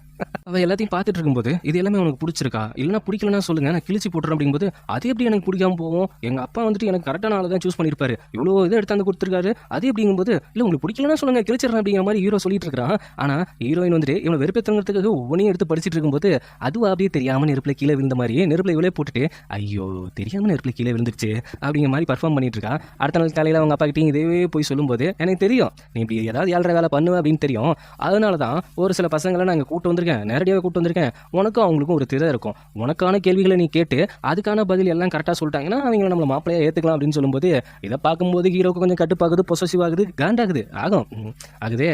அதுக்கப்புறம் என்ன ஆச்சுன்னா ஹீரோயின் போய்ட்டு ஒவ்வொரு கேள்வியாக கேட்க ஆரம்பிக்கிறா. கேட்க எல்லாமே பிடிக்கல அந்த இதுக்கெல்லாம் நான் ஒத்து வர மாட்டேன் அப்படிங்கிற மாதிரி சொல்லிட்டு இருக்காங்க. என்ன கேட்குறாங்கன்னா எனக்கு சம உரிமை வேணும், அதுக்கப்புறம் வந்துட்டு நைட்டான எனக்கு ஆளை பிடிச்சி விடணும் அப்படிங்கலாம் கேட்டுட்டு இருக்காங்க. இதெல்லாம் டேலிட்டி ஸ்பிரின்ஸோட சின்ன சின்ன ஆசைகள் தான், பட் அதையே நிறைவேற்ற முடியாதுங்கிறாங்க. அதுக்கப்புறம் என்ன தவிர வேற யாரையும் சைட் அடிக்கவும் கூடாது, பார்க்கவும் கூடாது, இதெல்லாம் ரொம்ப கஷ்டம் இல்லை கஷ்டம் தான். அப்போ எல்லாருமே போயிட்டாங்க அப்படிங்கிற மாதிரிங்கும்போது ஒருத்த மட்டும் திமுரோட்டமாக வந்துட்டு நீ என்ன அவ்வளோ பெரிய அழகா அப்படின்ட்டு திரைக்கு வெளியில் வந்து பேச இதை பார்த்துட்டு இருந்த ஹீரோ கட்டுப்பாயிட்டு ஒரு ஊசி வச்சு அவன் காலில் இறக்க நல்லா தெரிஞ்சு போச்சு இது இவன் பண்ண வேலை தான் அப்படின்ட்டு. ஏன்டா இப்படி பண்ணுறேன், அதெல்லாம் அப்படிதான் அப்படிங்கிற மாதிரி பொசசிவ்ல பொங்கிட்டு இருக்கிறான் ஹீரோ. அங்கே தான் ஒரு புது கேரக்டர் இன்ட்ரோ கொடுக்குறாங்க, பாய் பெஸ்டினே நம்ம வச்சுப்போம். அங்கே வந்துட்டு இவங்க 2 பேரும் சைல்டுஹுட் ஃப்ரெண்ட் தான், 2 பேரும் பார்த்து பட்டம் விட்டதுல இருந்துட்டு பாயாசம் சாப்பிட்டது வரைக்கும் பேசும்போது ஹீரோவுக்காக பத்திக்கிட்டு எரியாதா பின்ன எரியுது. அப்போ வந்துட்டு அப்பெல்லாம் நம்ம எப்படி விளாண்டோம் எப்படி இருந்தோம் அப்படின்னு சொல்கிறாங்க. ஆனால் இவங்க சகோதரன் தான் சொல்கிறாங்க, பட் சைல்டுஹுட்டில் ஃப்ரெண்டாக இருந்தாங்கிறாங்க, மேரேஜ் பண்ணிக்க வந்தங்கிறாங்க. இந்த சைனீஸ் ட்ராமாலையும் கொரியன் ட்ராமாலையும் இந்த ப்ரோ ரிலேஷன்ஷிப்பையே கொஞ்சம் வேற மாதிரி தான் கொண்டு போகிற மாதிரி எனக்கு தோணுது. அதே ஃபீல் எனக்கு இருக்குது. அதுக்கப்புறம் என்ன ஆகுதுன்னா இவங்க 2 பேரும் அப்படியே குழஞ்சி பேசிக்கிறத ஹீரோ பார்த்துட்டு காண்டாகிறான் அப்படிங்கிறது நல்லாவே தெரியுது. அவளும் ஒரு சில விஷயத்துக்கு ரெஸ்பான்ஸ் பண்ணாமல் அப்படின்ட்டு இருமிக்கிட்டு தான் இருக்கிறா. அதுக்கப்புறம் 2 பேரும் தனியாக போய் பேசுவோமா அப்படின்னு சொல்லிட்டு அவளோட டிராயிங் அவன் வரைஞ்சி வச்சிருக்கான். அது ஏதோ பக்கத்து விட்டு புள்ள பைத்தியக்காரனை பார்த்து வரைஞ்ச மாதிரி வரைஞ்சி வச்சிருக்கான். அதை பார்த்துக்கிட்டு ஹீரோயின்னு சொல்லும்போது அதை அவளாலேயே தாங்கிக்க முடியல. இருந்தாலும் என்ன பண்ணுறது, பாலிய சிநேகிதன் பாய் பெஸ்டி ஆயிட்டானே, என்ன பண்ணுறது அப்படிங்கிற மாதிரி யோசிச்சுக்கிட்டு இருக்கும்போது இதை ஒளிஞ்சிருந்து ஹீரோ பையப்பல கேட்டுக்கிட்டு தான் இருக்கிறான். அப்போ ஒரு கட்டத்துக்கு மேலே என் மேலே எந்த ஒரு ஃபீலிங்குமே உனக்கு இல்லைனா உன்னோட அசிஸ்டன்ட் மேலே ஏதோ உனக்கு ஃபீலிங் இருக்கா அப்படின்னு ஓப்பனாகவே அந்த பையன் கேட்டுறான். அதுக்கு ஹீரோயின் வந்துட்டு அவன் மேலே எனக்கு எப்படி ஃபீலிங்ஸ் வரும், அதெல்லாம் ஒன்றும் இல்லை அப்படிங்கிறத ஹீரோயின் சொல்லும்போது இதை கேட்டு ஹீரோக்கு செம்ம கடுப்பாயிட்டு நேராக அங்கேருந்து கோவப்பட்டு கிளம்பிடுறான். அதுக்கப்புறம் கொஞ்ச நேரம் கழிச்சு பார்த்தா இவங்க 2 பேரும் இருந்த ரூம் வந்து தீ பிடிச்சிட்டு எரியுது. உடனே ஹீரோ வந்துட்டு உள்ளே போய் பார்த்தா அங்கே அந்த பாய் பெஸ்டி மட்டும் தான் கிடக்குறான், நம்ம ஹீரோயினை காணோம். அப்புறம் பார்த்தா ஹீரோ உள்ளே போயிட்டானோன்னு நினச்சிட்டு அவனுக்கு ஏதோ ஆயிடுச்சுன்னு நினச்சி பத்திரிக்கிட்டு ஓடி வந்துட்டு இருக்கிறான் நம்ம ஹீரோயின். அதைட்டு ஓடி வந்துட்டு இருக்கிறது மட்டும் இல்லாமல் அங்கே உனக்கு ஒன்றும் ஆகலையே அப்படின்ட்டு அக்கறையாக பேசி அவன் வந்துட்டு பார்க்கும்போது அப்போது நீ உள்ள இல்லையா அப்படிங்கிற மாதிரி ஹீரோ கேட்குறான். என்ன நடந்திருக்கு அப்படின்னா பயபுள்ள பாய் பெஸ்டி ஓவர் திமுரோட்டமாக பேசியிருக்கான் போல, அது மட்டும் இல்லை அவளுக்கு பிடிக்காத விஷயங்கள் எல்லாத்தையும் பண்ணியிருக்கான் போல. இதனால் ஓங்கி அரைஞ்சிட்டு அங்கேருந்து எப்பயோ கிளம்பியிருப்பா போல. இப்போ எரிஞ்சு விழுந்த ரூமில் இவன் மட்டும் தான் இருக்கான். ஹீரோயின் ஆல்ரெடி முன்னாடியே கிளம்பியிருப்பா, அதுவும் ஹீரோ இருக்க சொன்ன இடத்துல இருந்திருப்பான் அப்படின்னு நினச்சிட்டு இவன் ஹீரோவை தேடி போயிருப்பா. ஆனால் அவன் கோச்சிட்டு தான் இங்கே வந்துருப்பானே. ஹீரோக்கும் ஹீரோயினுக்கு எதுவும் ஆகலை அப்படின்னு நினச்சி கொஞ்சம் சந்தோஷப்பட்டு இருக்கான். அப்போ அவளோட கையை பிடிச்சி அழைச்சிட்டு போயிட்டு இந்த விஷயத்தை உங்ககிட்ட சொல்லி ஆகணும், உனக்காக நான் ஒரு சர்ப்ரைஸ் கூட வச்சிருந்தேன் அப்படின்னு சொல்லிட்டு ஒரு பொட்டியை திறந்து காமிக்கிறான். அந்த பொட்டிக்குள்ளே நிறைய பட்டாம்பூச்சியை பிடிச்சி போட்டு அடைச்சி எடுத்துருப்பான் போல. அது இறந்துருச்சு. எதுக்காக இப்படி பண்ண, இல்லை உனக்கு பட்டாம்பூச்சினா ரொம்ப பிடிக்கும் அப்படின்னு சொல்லியிருந்தேன், அதனால தான் நான் அதை எவ்வளோ கஷ்டப்பட்டு பிடிச்சேன்னு தெரியுமா அப்படிங்கிற மாதிரி சொல்லிட்டு இருக்கான். ஓகே பிடிச்சேன், ஆனால் அதை பொட்டியில் போட்ட முடியாதப்ப செத்து போயிடாது பார்த்தியா, இப்போ அது இறந்து போச்சு, அது பறக்கும்போது தான் அழகாக இருக்கும் அப்படின்னு சொல்லிட்டுருப்ப அதே மாதிரி தான் நானும் உங்ககிட்ட ஒரு விஷயம் சொல்ல நினைக்கிறேன். நீ எனக்கு மாஸ்டரோ இல்லை நான் அடிமையோ அதெல்லாம் எனக்கு தெரியாது. உன்னை பொறுத்த வரைக்கும் நான் எப்படி அப்படிங்கிறது எனக்கு சுத்தமாக தெரியாது. ஏன் நான்லாம் காதலிக்கக்கூடாதா, என்னெல்லாம் நீ காதலிக்கக்கூடாதா, நான் உனக்கு காதலிக்கிறேன் அப்படின்ட்டு ஓப்பனாகவே சொல்லிடுறான். ஓப்பனாக சொன்னதுக்கப்புறம் அந்த பட்டாம்பூச்சி மாதிரி ஒரு பொட்டிக்குள்ளே அடங்கி நீ சாகிறத நான் விரும்பவே இல்லை, அது எப்படி தான் ரெக்கையில் இருக்கிற வண்ணத்தை விசிறி பறக்குதோ அதே மாதிரி நீயும் வாழ்க்கையில் பறந்து சந்தோஷமாக இருக்கணும் அப்படிங்கிற மாதிரி சொல்லும்போது அவளுக்கு வந்துட்டு ஒரு டவுட் வருது. ஏன்னா போன ஜென்மத்தில் இவன் இப்படி இல்லையே, ரொம்ப கொடூரமாக இருந்தான், ரொம்ப கட்டுப்பாகவும் நம்ம கட்டுப்பேற்றிக்கிட்டும் இருந்தான், இப்போ வந்துட்டு நமக்கு அடிமையாக இருக்கிற மாதிரியே அப்படியே பணிவாக பேசிகிட்டு இருக்கானே அப்படிங்கிற மாதிரி பேசிகிட்டு இருக்கும்போது எனக்கு புரியுது அது வந்துட்டு உன்னால் இதை ஏற்றுக்க முடியாது தான். ஆனால் உன் கையை கூட அப்படின்னு சொல்லி கையை எடுத்து நெஞ்சில் வச்சுட்டு எனக்கு ஒருத்தவங்க சொன்னாங்க, இந்த இதய துடிப்புக்கு காரணம் என்ன அப்படின்னு கேட்கும்போது, நான் உன்னை ரொம்ப நேசிக்கிறேன் அப்படிங்கிறது தான் அர்த்தமா அப்படின்னு சொல்கிறப்ப, சரி நீ எனக்கு பிடிக்கல, உன்னை எனக்கு பிடிக்கல அப்படின்னா எனக்காக ஒரு பரிசு கொடு அப்படின்னு சொல்லிட்டு அவளோட ஹேர் பினை எடுத்து அவளோட கையில் கொடுத்து, இதான் இதான் அந்த ஹார்ட், துடிக்கிற ஹார்ட், அதை நீ குத்திடு, அதை ஒரேடியாக ஸ்டாப் பண்ணிடு அப்படிங்கிற மாதிரி சொல்லிட்டு அப்படி நின்றுட்டு இருக்கான். இவளுக்காக என்ன பண்ணுறதுனே ஒன்றும் புரியல. இவன் என்னடா டோட்டலாக இப்படி மாறி நிற்கிறான், அது மட்டும் இல்லாமல் இந்த மாதிரி லவ்வாக சொல்லிட்டு இருக்கானே அப்படிங்கிற மாதிரி அவள் கொஞ்சம் குழப்பத்திலே இருக்கா. அதுக்கப்புறம் என்ன பண்ணுவான்னு பார்த்தா, இதை இப்படியே முடிச்சிட வேண்டியதான், இந்த ஜென்மத்திலையும் இவனை விட்டு வச்சா நம்மளை மறுபடியும் பழிவாங்க வந்துடுவான், நம்மளை குடும்பப்படுத்திடுவான், இவனுக்கு ஏற்ற சான்ஸ் இதுதான் அப்படின்ட்டு இவனை குத்தி கொள்ளலாம் அப்படிங்கிற மாதிரி ஏர்பினை வச்சு குத்திடுறா. குத்தட்டும் குத்தட்டும் சாகட்டும் சாகட்டும் தான் மனசு சொல்லுது. ஆனால் அங்கே என்ன ஆயிடுச்சுன்னா, அவள் கையில் தான் குத்திருக்கா, இதயத்தில் குத்தல. கையில் குத்திட்டு அவனுக்கே சாக்காயிடுது ஹீரோவுக்கு. என்னது கையில் குத்திருக்கியா அப்படின்ட்டு, இங்கே பாரு என்கிட்ட நீ எதையுமே மறைக்கக்கூடாது அப்படிங்கிற மாதிரினா அப்படின்ட்டு நான் உன்னை விரும்புகிறேன் அப்படின்னு சொல்லிட்டு கிஸ் கொடுத்துட்றா. கிஸ் கொடுத்து 2 பேருமே லவ் கொஞ்சம் பரிமாறிட்டு இருக்கிற. அதுக்கப்புறம் 2 பேருமே உட்காந்து பேசிகிட்டு இருக்காங்க. இந்த ஜென்மத்தில் நீ எனக்கு பிடிச்ச மாதிரி தான் இருக்கணும், நான் சொல்கிற மாதிரி தான் கேட்கணும், மற்றபடி எந்த ஒரு உயிரையும் என்னோட விருப்பம் இல்லாமையும் அது மட்டும் இல்லாமல் உன் சுயநலவை மீறி நீ எடுக்கக்கூடாது, மக்களை துன்புறுத்தக்கூடாது, நீ என்கிட்ட மறைக்க வேண்டிய விஷயம் ஏதாவது ஒன்று இருக்கா அப்படின்னு கேட்குறப்ப அவனும் சொல்லிடுறான், நான் வந்துட்டு அடிமை கிடையாது, அது மட்டும் இல்லாமல் இப்போ இருக்காருல இளவரசர், அவரோட தம்பி தான் நான் 5வது இளவரசர், ஏன்னா அப்போவே கொடுமைப்படுத்தி இங்கே விட்டு வெளியில் அனுப்பிச்சிட்டாங்க, சொல்லப்போனால் நான் செத்துட்டேனே நினச்சிட்டாங்க. அதுக்கப்புறம் இப்போ என் கூட இருக்காங்கல்ல, அவங்க தான் என்னை தத்தெடுத்து வளர்த்து இப்போக்கி நான் வந்துட்டு என்னோட பதவிக்காக தான் வந்திருக்கேன், மற்றபடி வேறு எதுவும் உன்ட்ட மறைக்க இல்லை, இது எப்படி உனக்கு தெரியும் அப்படிங்கிற மாதிரி ஹீரோயின்ட்ட கேட்க ஒரு சில விஷயங்கள் எனக்கு தோணுச்சு, அதனால தான் உன்கிட்ட கேட்டேன், மற்றபடிலாம் எதுவுமே இல்லை அப்படிங்கிற மாதிரி 2 பேருமே சந்தோஷமாக ஜாலியாக பேசிகிட்டு இருக்காங்க. அந்த பக்கம் ஹீரோயினோட அண்ணன் வந்து கேஷுவலாக பார்த்துட்டு போகிறான். இதை பார்த்தோன்னே அவன் ஷாக் ஆகிட்டு எழுந்துச்சு நிற்க, பரவாயில்ல பேசுங்க அப்படிங்கிறாங்க. உள்ளுக்குள்ளே இருக்கிறது அந்த மாயக்காரி மந்திரக்காரி தானே, அதனால இதுக்கு எதுவும் கேஷுவலாக அப்படி போயிட்டு இருக்காங்க. அது மட்டும் இல்லாமல் சரி இங்கெங்கே சுற்றிட்டு இருக்கிற, நாளைக்கு உனக்கு பர்த்டே ஆச்சே போய் ரெஸ்ட் எடு அப்படிங்கிற மாதிரி ஹீரோயின் சொல்கிறா. அப்போ தான் தெரியுது ஹீரோனோட அண்ணனுக்கு நாளைக்கு பிறந்த நாள் அப்படின்ட்டு. ஆமாம் பிறந்த நாள் நீங்கள் 2 பேரும் ஜாலியாக ஜோடி சேர்ந்துட்டு இருக்கீங்க அப்படிங்கிற மாதிரி மனசுக்குள்ளேயே கொஞ்சம் கருவிட்டு அவளும் அங்கேருந்து கிளம்புறா. ஆனால் இந்த ஒரு விஷயத்த மறைச்சிக்கிட்டு தானே இருக்கான் ஹீரோ. ஐயோ இதை மறைச்சிட்டமே, சரி இதுக்கு ஒரு முடிவு கட்டி ஆகணும், இல்லைனா எனக்கு கொன்றுவா அப்படிங்கிற மாதிரி யோசிச்சுட்டு இருக்கான். இப்போ 2 பேத்துக்கும் மத்தியில் மாட்டிட்டு முழிச்சிட்டு இருக்கிறான். அதான் உண்மை. நேராக ஹீரோ போயிட்டு அஸ்டண்ட் பொண்ணுக்கிட்ட நாளைக்கு வர பிறந்த நாள்னு சொல்கிற, அது மட்டும் இல்லாமல் எப்படி சமாளிக்க போகிற அப்படின்னு கேட்கும்போது, இங்கே பாருங்க மாஸ்டர், நான் வந்துட்டு ட்ரிங்க்கு குடிச்சாதான் இந்த விஷயங்கள் மாறி போகும், நாங்கள் 2 பேரும் மறுபடியும் பழைய மாதிரி பாடி ஸ்வைப் ஆகிப்போம், அதனால் நாளைக்கு எப்படியாவது நான் ட்ரிங்க் குடிக்கிறத மட்டும் தவிர்த்துருங்க, மற்றபடி வேறு எதுவும் பிரச்சனை இல்லை அப்படிங்கும்போது, ஏன்டா அதுதான்டா மெயின் பிரச்சனை அப்படிங்கிற மாதிரி அவங்க புலம்பிட்டு இருக்கிறான். அதுக்கேற்ற மாதிரி அடுத்த நாள் வந்துட்டு என்னோட மகனோட பர்த்டேக்கு எல்லாரும் வந்ததுக்கு ரொம்ப தேங்க்ஸ் அப்படிங்கிற மாதிரி சொல்லி ஒரு பார்ட்டியை அரேஞ்ச் பண்ணியிருக்காங்க. அங்கே எப்படி ட்ரிங்க் குடிக்காமல் இருக்க முடியும்? அங்கே வந்துட்டு ட்ரிங்க் இருக்கும்போது என்ன பண்ணுறாங்கன்னா, நம்ம ஹீரோ வந்துட்டு அந்த ட்ரிங்கை மாற்றி வச்சிட்டான், அது ஒரு நார்மலான தண்ணியை மாற்றி வச்சிட்டான் அவன் குடிக்கிறத மட்டும். அதனால் எந்த ஒரு பிரச்சனையும் இல்லை அப்படிங்கிற மாதிரி நம்ம ஹீரோ ஒளிஞ்சு நின்று பார்த்துட்டு இருக்காங்க. அந்த நேரத்தில் தான் இளவரசர் வந்துட்டு இவனுக்கு கிஃப்ட் கொடுக்கலான்னு வராங்க போல ஹீரோனோட அண்ணனுக்கு. அப்படி வரும்பொழுது ஹீரோ போய் ஒளிஞ்சிக்கிறான். வந்தவங்க என்ன பண்ணுறாங்க அப்படின்னா, இவனுக்கு தான் மரியாதை கொடுக்க தெரியாதுல்ல, முன்ன பின்ன நம்ம இளவரசர் கூட பழக்கங்கிறது கிடையாதுல்ல அந்த லேடிக்கு.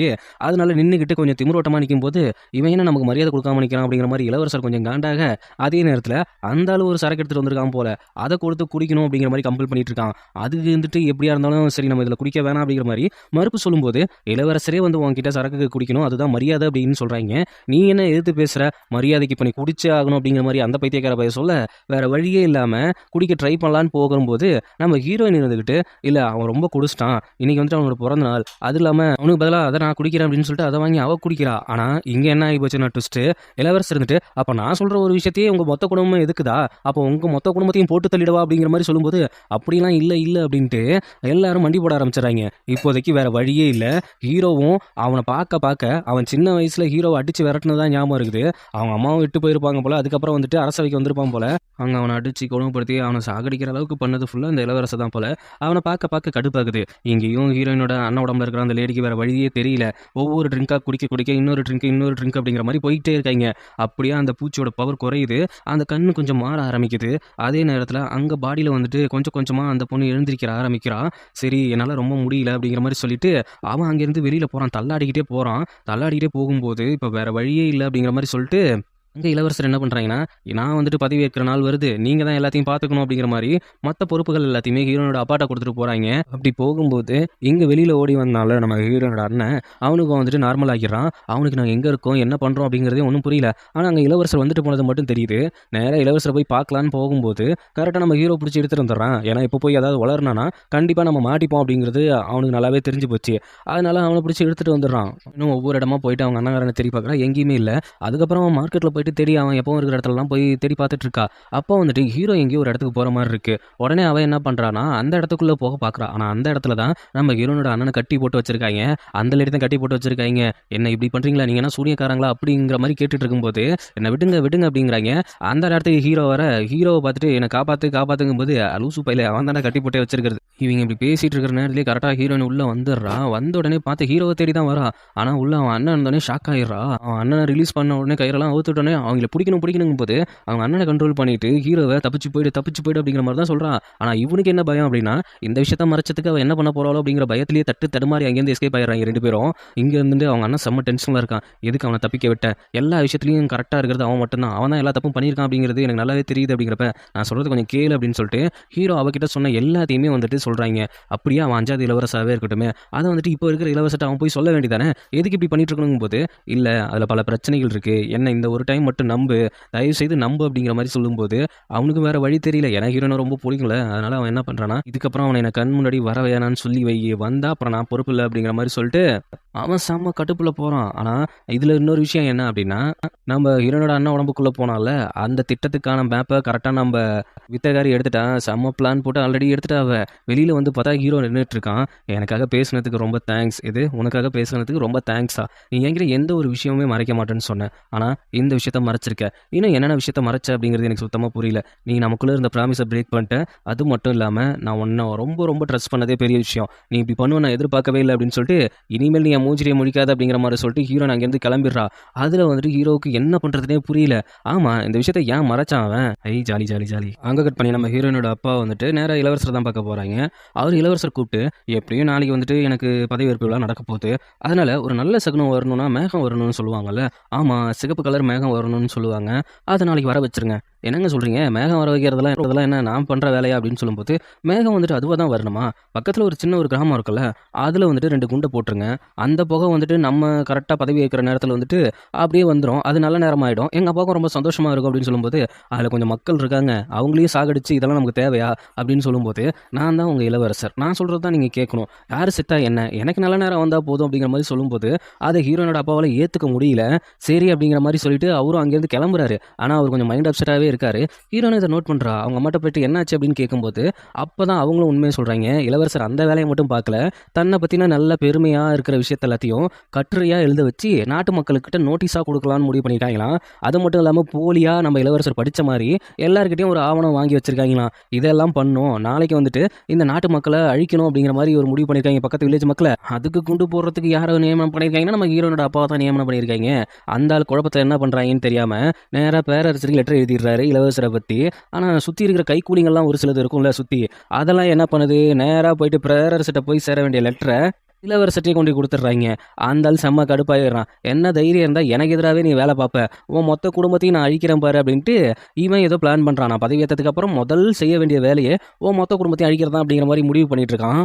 இந்த விஷயம்லாம் கேள்விப்பட்ட ஹீரோயின் என்ன பண்றதுன்னே தெரியாம நேரா போயிட்டு ஹீரோ கிட்ட தான் ஹெல்ப் கேட்டு நிக்கிறான். அவனும் எதிர்பார்த்தான், "நீ வருவ அப்படிங்கிறது எனக்கு தெரியும். என்ன பண்ணணும்?" அப்படின்னு சொல்லும்போது, இந்த மாரி அந்த கிராமத்தையே அழிக்க போறாங்க. அத தடுத்து நிப்பாட்டணும். அது உனக்கு சம்மந்தப்பட்ட வேலை இல்ல தான். அப்படி இருந்தாலும் நீ இத பண்ணணும் அப்படிங்கிற மாரி ஹீரோயின் கேட்கிறா. சரி அப்படிங்கிற மாரி ஹீரோவும் ஒத்துக்கிறான். அதுக்கப்புறம் அடுத்த நாள் வந்துட்டு பதவியேற்பு விழா வருது. இளவரசர் வந்துட்டு பதவி ஏற்பதற்காக என்னோட அருமை, பெருமை எல்லாமே இங்க இருக்க அமைச்சர்கள் சொல்லுவாங்க அப்படின்னு சொல்லி அவங்க ஒவ்வொரு விஷயத்த குடுக்குறாய்ங்க. அப்படி குடுக்கும்போது பேரரசுக்கா ரொம்ப சந்தோஷம். நம்ம பையனா இந்த அளவுக்கு அப்படிங்கிற மாரி சந்தோஷப்பட்டுட்டு இருக்காய்ங்க. அந்த நேரத்துல அந்த சிகப்பு கலர் மேகமும் ஆப்போசிட்ல வர, ஆகா இளவரசர் பதவி ஏத்த நேரம் இவ்ளோ நல்ல நேரமா? மேகம்லாம் ரொம்ப கூடி வருது. ரொம்ப ரொம்ப நல்ல நேரம் அப்படின்னு சொல்லும்போது, பேரரசருக்கா சந்தோஷம் தாங்க முடியல. தாங்க முடியலன்னு சொல்ல முடியாது.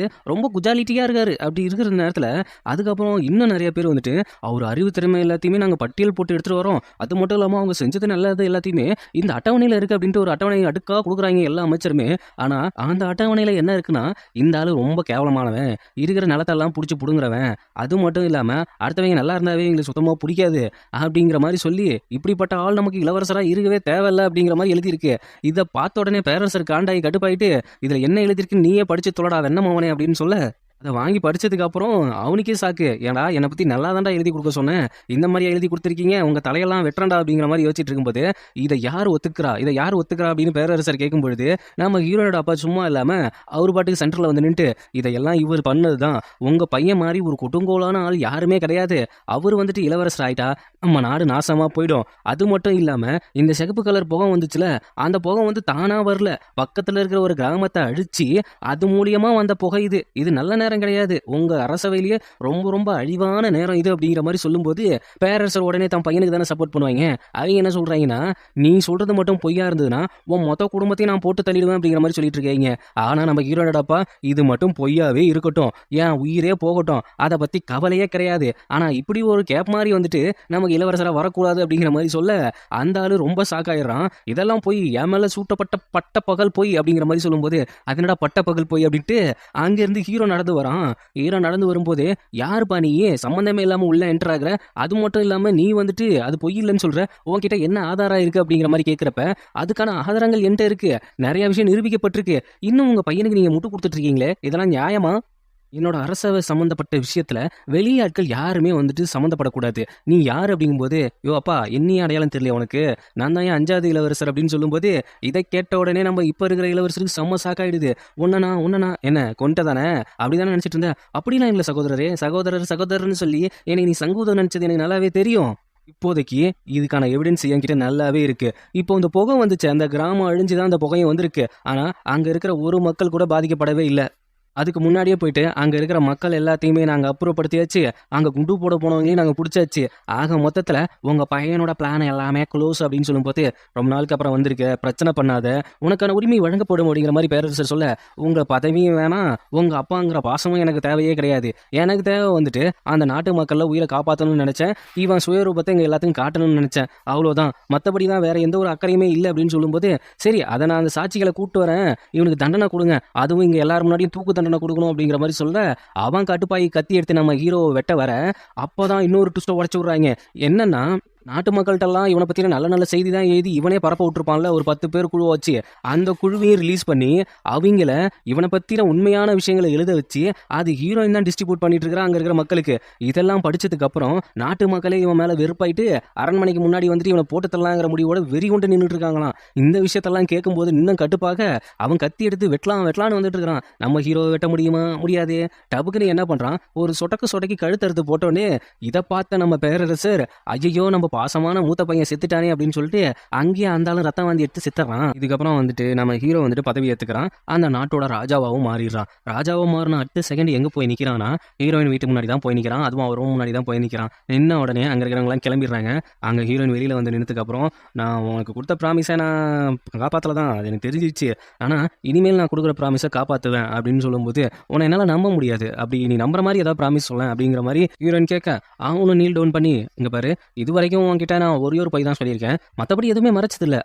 அதனால நான் இனிமேல் உன்கிட்ட பொய் சொன்னா, உன் கண்ணுல இருந்தே மறைஞ்சு போயிடும்" அப்படின்னு சொல்லும்போது, "இந்த மாதிரி கொடுமையான ப்ராமிஸ்லாம் எனக்கு தேவையே இல்ல.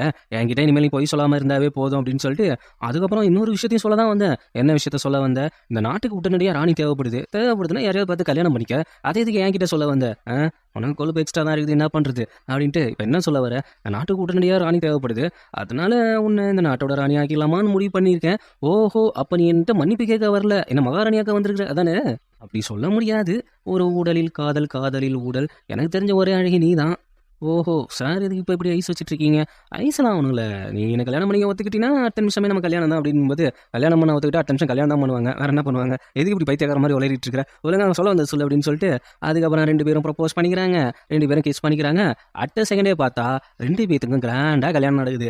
கல்யாணம் நடந்தா சும்மா இல்லை, வேற லெவலா. நம்ம ஹீரோயின்லாம் எக்ஸஸ் அழகாக இருக்காங்க. ஹீரோவை பார்க்கணுமே, இவ்வளோ நாள் தரைய பறக்காம வச்சு போட்டு கிடந்தான்.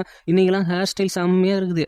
2 பேரும் அப்படியே அழகாக கல்யாணம் பண்ணிட்டு அந்த அரியணையில ஏறி உட்காரும்போது, சபாடா எல்லா ப்ராப்ளமும் முடிஞ்சிச்சு, ட்ராமாவும் முடிஞ்சிச்சு அப்படின்னு நான் நினச்சிட்டு இருந்த நேரத்தில் அங்கே ஒரு லேடியை கொண்டாந்து உட்கார வைக்கிறாங்க.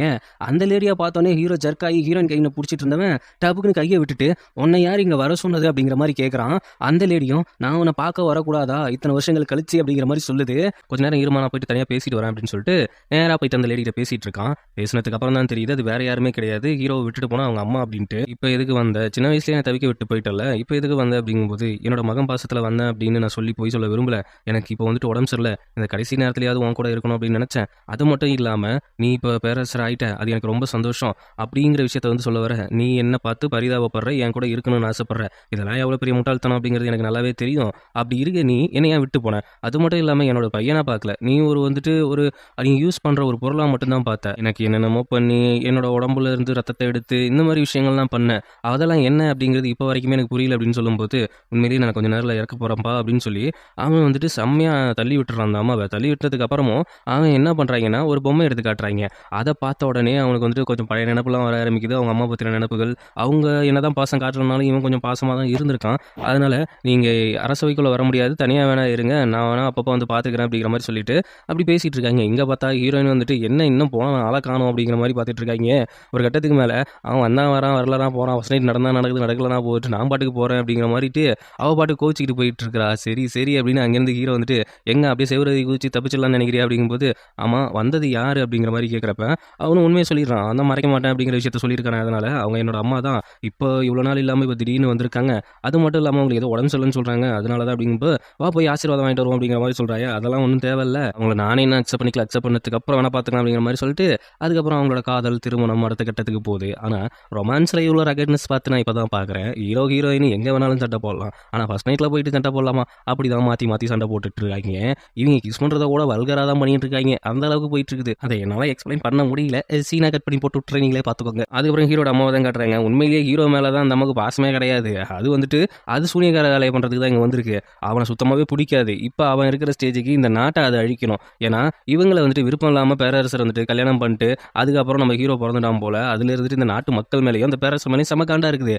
அது மட்டும் இல்லாமல் நீங்கள் கேட்கலாம் பேரரசர் தான் இறந்துட்டாரு அப்படின்ட்டு. ஆனால் பேரரசர் மட்டும் அழியக்கூடாதான், இந்த நாட்டில் இருக்கிற ஒவ்வொரு மக்களும் சேர்ந்து அழியணும் அப்படிங்கிற மாதிரி அது யோசிச்சுக்கிட்டு இருக்கு. அது மட்டும் இல்லாமல் ஹீரோவுக்கு அவனை மேனிப்புலேட் பண்ணுற மாதிரி ஒரு சில இந்த ஊதுபத்தி இந்த வாசனைகள்லாம் போட்டு விட்டுருக்கு. அவனோட மைண்டை டிஸ்டர்ப் பண்ணி ரொம்ப கொடூரமானவனை மாற்றுறதுக்கு. அப்படியே அதுவும் கொஞ்சம் நாளாக அவனும் மாற ஆரம்பிக்கிறான். திடீர்னு அரசவையில் இருக்கிற எல்லா அமைச்சர் மேலேயும் கோவப்படுறான். தூக்கிட்டு போய் தண்டனை கொடுங்க, ஊழல் பண்ணியிருக்காங்க அப்படின்னு சொல்லி அது மன்னிக்கக்கூடிய தண்டனையாக இருந்தாலும் போயிட்டு தூக்கில் போடுங்கன்னு சொல்லும்போது அங்கே இருக்கிறவங்களுக்கெல்லாம் பயம் வந்துடுது. அடுத்தது எவனை சாவடிப்பான் அப்படின்னு தெரியலன்ட்டு இந்த விஷயம்லாம் ஹீரோனுக்கு தெரிய வர அவன் நேராக வந்துட்டு அவனை தான் பார்க்க வரா. வந்த உடனே என்ன பண்ணிட்டு இருக்க அப்படிங்கும்போது, இல்லை அவங்க ஊழல் பண்ணாங்க, அதுக்கப்புறம் நான் கொஞ்சம் யோசிச்சு பார்த்தா நான் பண்ணது தப்பு அப்படிங்கிற மாதிரி. இல்லை நீ தூக்கில் போட சொன்ன ஒரு சில பேர் எல்லாமே அவங்க ஊழல் பண்ணி நிரூபணம் ஆயிருக்கு, அதனால எந்த ஒரு பிரச்சனையும் இல்லை. ஆனால் இனிமேல் சாதாரண மக்கள் யாரையும் நீ கொல்லக்கூடாது அப்படிங்கிற மாதிரி அந்த மேனிப்புலேஷன்ல இருந்தும் அந்த மைண்டு கண்ட்ரோல்ல இருந்தும் கொஞ்சம் கொஞ்சமாக ஹீரோயின் தான் வெளியில் வர வைக்கிறா. அது பண்ணி நம்ம ஹீரோனோட அண்ணன் தான் காமிக்கிறாங்க. அவங்களுக்கு ஒரு மாதிரி கண் பார்வை தெரியாமல் போச்சு போல. அதனால தன்னோட பதவியை ரிசைன் பண்ணிட்டு அப்படியே அவன் தெருக்கில் நடந்து போயிட்டு இருக்கும்போது அவனுக்கு கண்ணு தெரியல அப்படிங்கிறதால அவனால சரியாக நடக்க முடியல. அந்த நேரத்தில் ஒரு பொண்ணு வந்து ஹெல்ப் பண்ணுறாங்க. அது யாருன்னா ஹீரோ கூட இருந்தாலும் அந்த பொண்ணு தான் ஹெல்ப் பண்ணுறா. ஆனால் தன்னோட யாரு என்ன அப்படின்னு காட்டிக்காம ஒரு ஊமை மாதிரி ஹெல்ப் பண்ணிட்டு இருக்கா.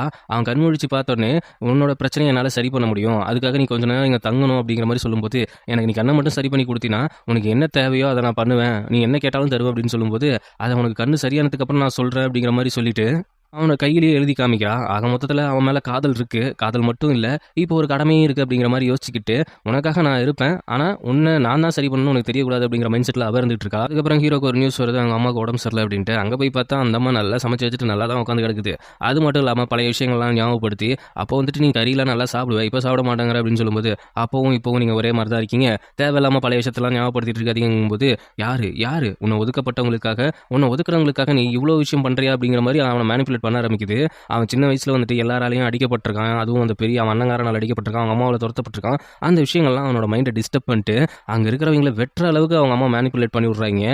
அது மட்டும் இல்லாமல் அங்கே இருக்கிற மெழுகுவத்தி மூலியமாகவே அது அந்த தூப்பத்தை போட்டு விட்டுருக்கு போல. அவன் இன்னும் மேனிப்புலேட் ஆகி அங்கே இருக்கிறவங்களை வெட்டி கொண்டுகிட்டு இருக்கான். அந்த நியூஸ் வந்து ஹீரோயினுக்கு தெரிய வர அவன் கொஞ்சமாக மாறிட்டு இருக்கானா, பாஸ்ட் லைஃப்ல இருந்த மாதிரி மாறிட்டு இருக்கானா அப்படின்ட்டு அவள் பயந்து போயிட்டு இங்கே வரும்பொழுது, அவனுக்கே நான் என்ன பண்ணேன்னு தெரியல, என்னை எல்லாருமே கொடுமைப்படுத்துற மாதிரி இருந்துச்சு, அதனால தான் இப்படி பண்ண அப்படின்னு சொல்லும்போது, எனக்கு நீ ப்ராமிஸ் பண்ணியிருக்க, ஆனால் மறுபடியும் நீ இந்த தப்பு பண்ணிட்டே இருக்க, அப்போ நான் அவனை விட்டு போகிற மாதிரி தான் இருக்கும் அப்படிங்கிற மாதிரி சொல்கிறப்ப லைட்டாக தள்ளி விட போகும்போது கையை கிழிச்சிடறான். அப்போ தான் கொஞ்சம் நல்லது சுயநலுக்கு வந்துட்டு நான் இனிமேல் இப்படி பண்ண மாட்டேன் அப்படின்னு சொல்லிட்டு, சரி இந்த டைம் நான் அவனை நம்புறேன் அப்படிங்கிற மாதிரி ஈவியா வந்துட்டு ஹீரோவை கண்ட்ரோல் பண்ணிட்டு இருக்கிறது அவங்க அம்மாவுக்கு சுத்தமாக பிடிக்கல.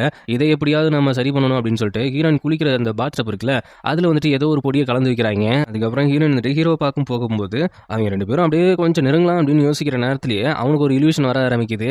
அதுவும் அந்த பொடியினால. என்ன மாதிரி இல்யூஷன்னா, ஹீரோனோட பிரதர் அங்கே இருக்கிற மாதிரி மாதிரியும் அவன் வந்துட்டு அவளை கடத்திட்டு போயிடுவேன், அவளை இங்கேருந்து கூட்டு போயிடுவேன் அப்படிங்கிற மாதிரி சொல்கிற மாதிரியும் அவனுக்கு தோண ஆரம்பிக்குது. அவளுக்கே புரியலைங்க என்ன நடக்குதுன்ட்டு. அவன் கொஞ்சம் கொஞ்சமாக அக்ரெசிவாக நடந்துக்கிறான். நீ என்னை விட்டு போகக்கூடாதுன்ட்டு வம்படியாக பிடிச்சி கிஸ்லாம் பண்ணுறான். இதெல்லாம் பண்ணுறப்ப அவன் அவனாவே இல்லை, பழைய மாதிரி மாறிட்டு இருக்கானோ அப்படிங்கிற பயம் அவளுக்கு வந்துட்டே இருக்குது. கொஞ்சம் கொஞ்சமாக நம்ம ஹீரோட அம்மா போட்ட பிளான் நிறைவேறிட்டு இருக்கு. அங்கே கட் பண்ணி நம்ம ஹீரோனோட அண்ணனையும் அந்த ஹீரோட அசிஸ்டன்ட் பிள்ளையும் தான் காமிக்கிறாங்க. அவங்க 2 பேரும் கொஞ்சம் கொஞ்சமாக ட்ரீட்மெண்ட் எடுத்துட்டு அப்படியே க்ளோஸ் ஆகிட்டு இருக்காங்க. அப்போ இருந்துட்டு சப்போஸ் என்ன நீங்கள் எப்படி கண்ணு தெரிஞ்சதுக்கப்புறம் கண்டுபிடிப்பீங்க அப்படின்னு சொல்லும்போது, உன்னை கண்டுபிடிக்க கண்ணு மட்டும் தேவை கிடையாது, உன்னோட ஸ்மெல் அப்படிங்கிற அந்த இதை எனக்கு தெரியும், நீங்கள் எப்படி இருந்தாலும் எங்கே இருந்தாலும் நான் கண்டுபிடிச்சிடும் அப்படிங்கிற மாதிரி சொல்லிட்டு அவன் கிட்ட இருக்கிற ஒரு ஜேட் எடுத்து கொடுக்குறான். அப்படி கொடுக்கும்போது அவளுக்கும் லவ் ஃபீல் இருக்குல்ல, அப்படியே கிட்ட கிஸ் பண்ணுற மாதிரி போயிட்டு அதுக்கப்புறம் ஏதோ ஒரு விஷயத்துக்காக தயங்குறா. ஏன்னா நம்ம வந்துட்டு அவனுக்கு ட்ரூவா இல்லையோ அப்படிங்கிற மாதிரி ஃபீல் பண்ணிட்டு அதுக்கப்புறம் அந்த ஜேடை எடுத்துகிட்டு போய் பார்த்துக்கிட்டு ரொம்ப ஃபீல் பண்ணுறா. அவனையும் லவ் பண்ணுறா, அது நல்லாவே தெரியுது. அடுத்த நாள் காலையில் வந்துட்டு நம்ம ஹீரோவை பார்க்க ஒரு மந்திரவாதி வராங்க.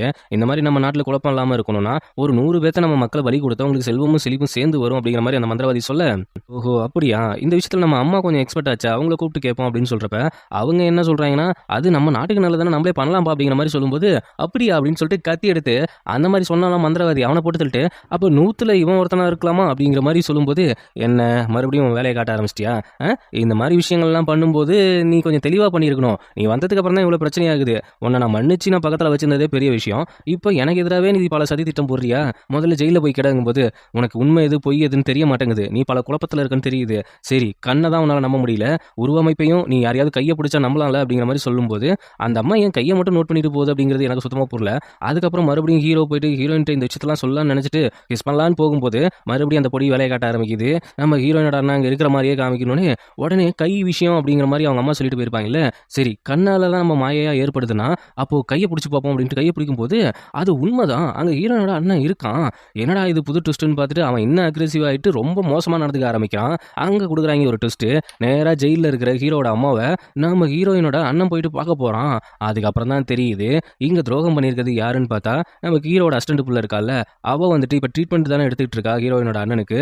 அவனோட பாடியை கண்ட்ரோல் பண்ணி இங்கே வந்து ஹீரோவுக்கும் ஹீரோயினுக்கும் பிரச்சனையை உண்டாக்கணும், அவன் மறுபடியும் பழைய மாதிரி மாறணும் அப்படிங்கிற வேலையை நம்ம ஹீரோவோட அம்மாவுக்காக தான் இந்த வேலையை பார்த்துருக்காங்க. இவங்க 2 பேரும் கூட்டு சதி செஞ்சு தான் இந்த மாதிரி வேலையை பார்த்துருக்காங்க.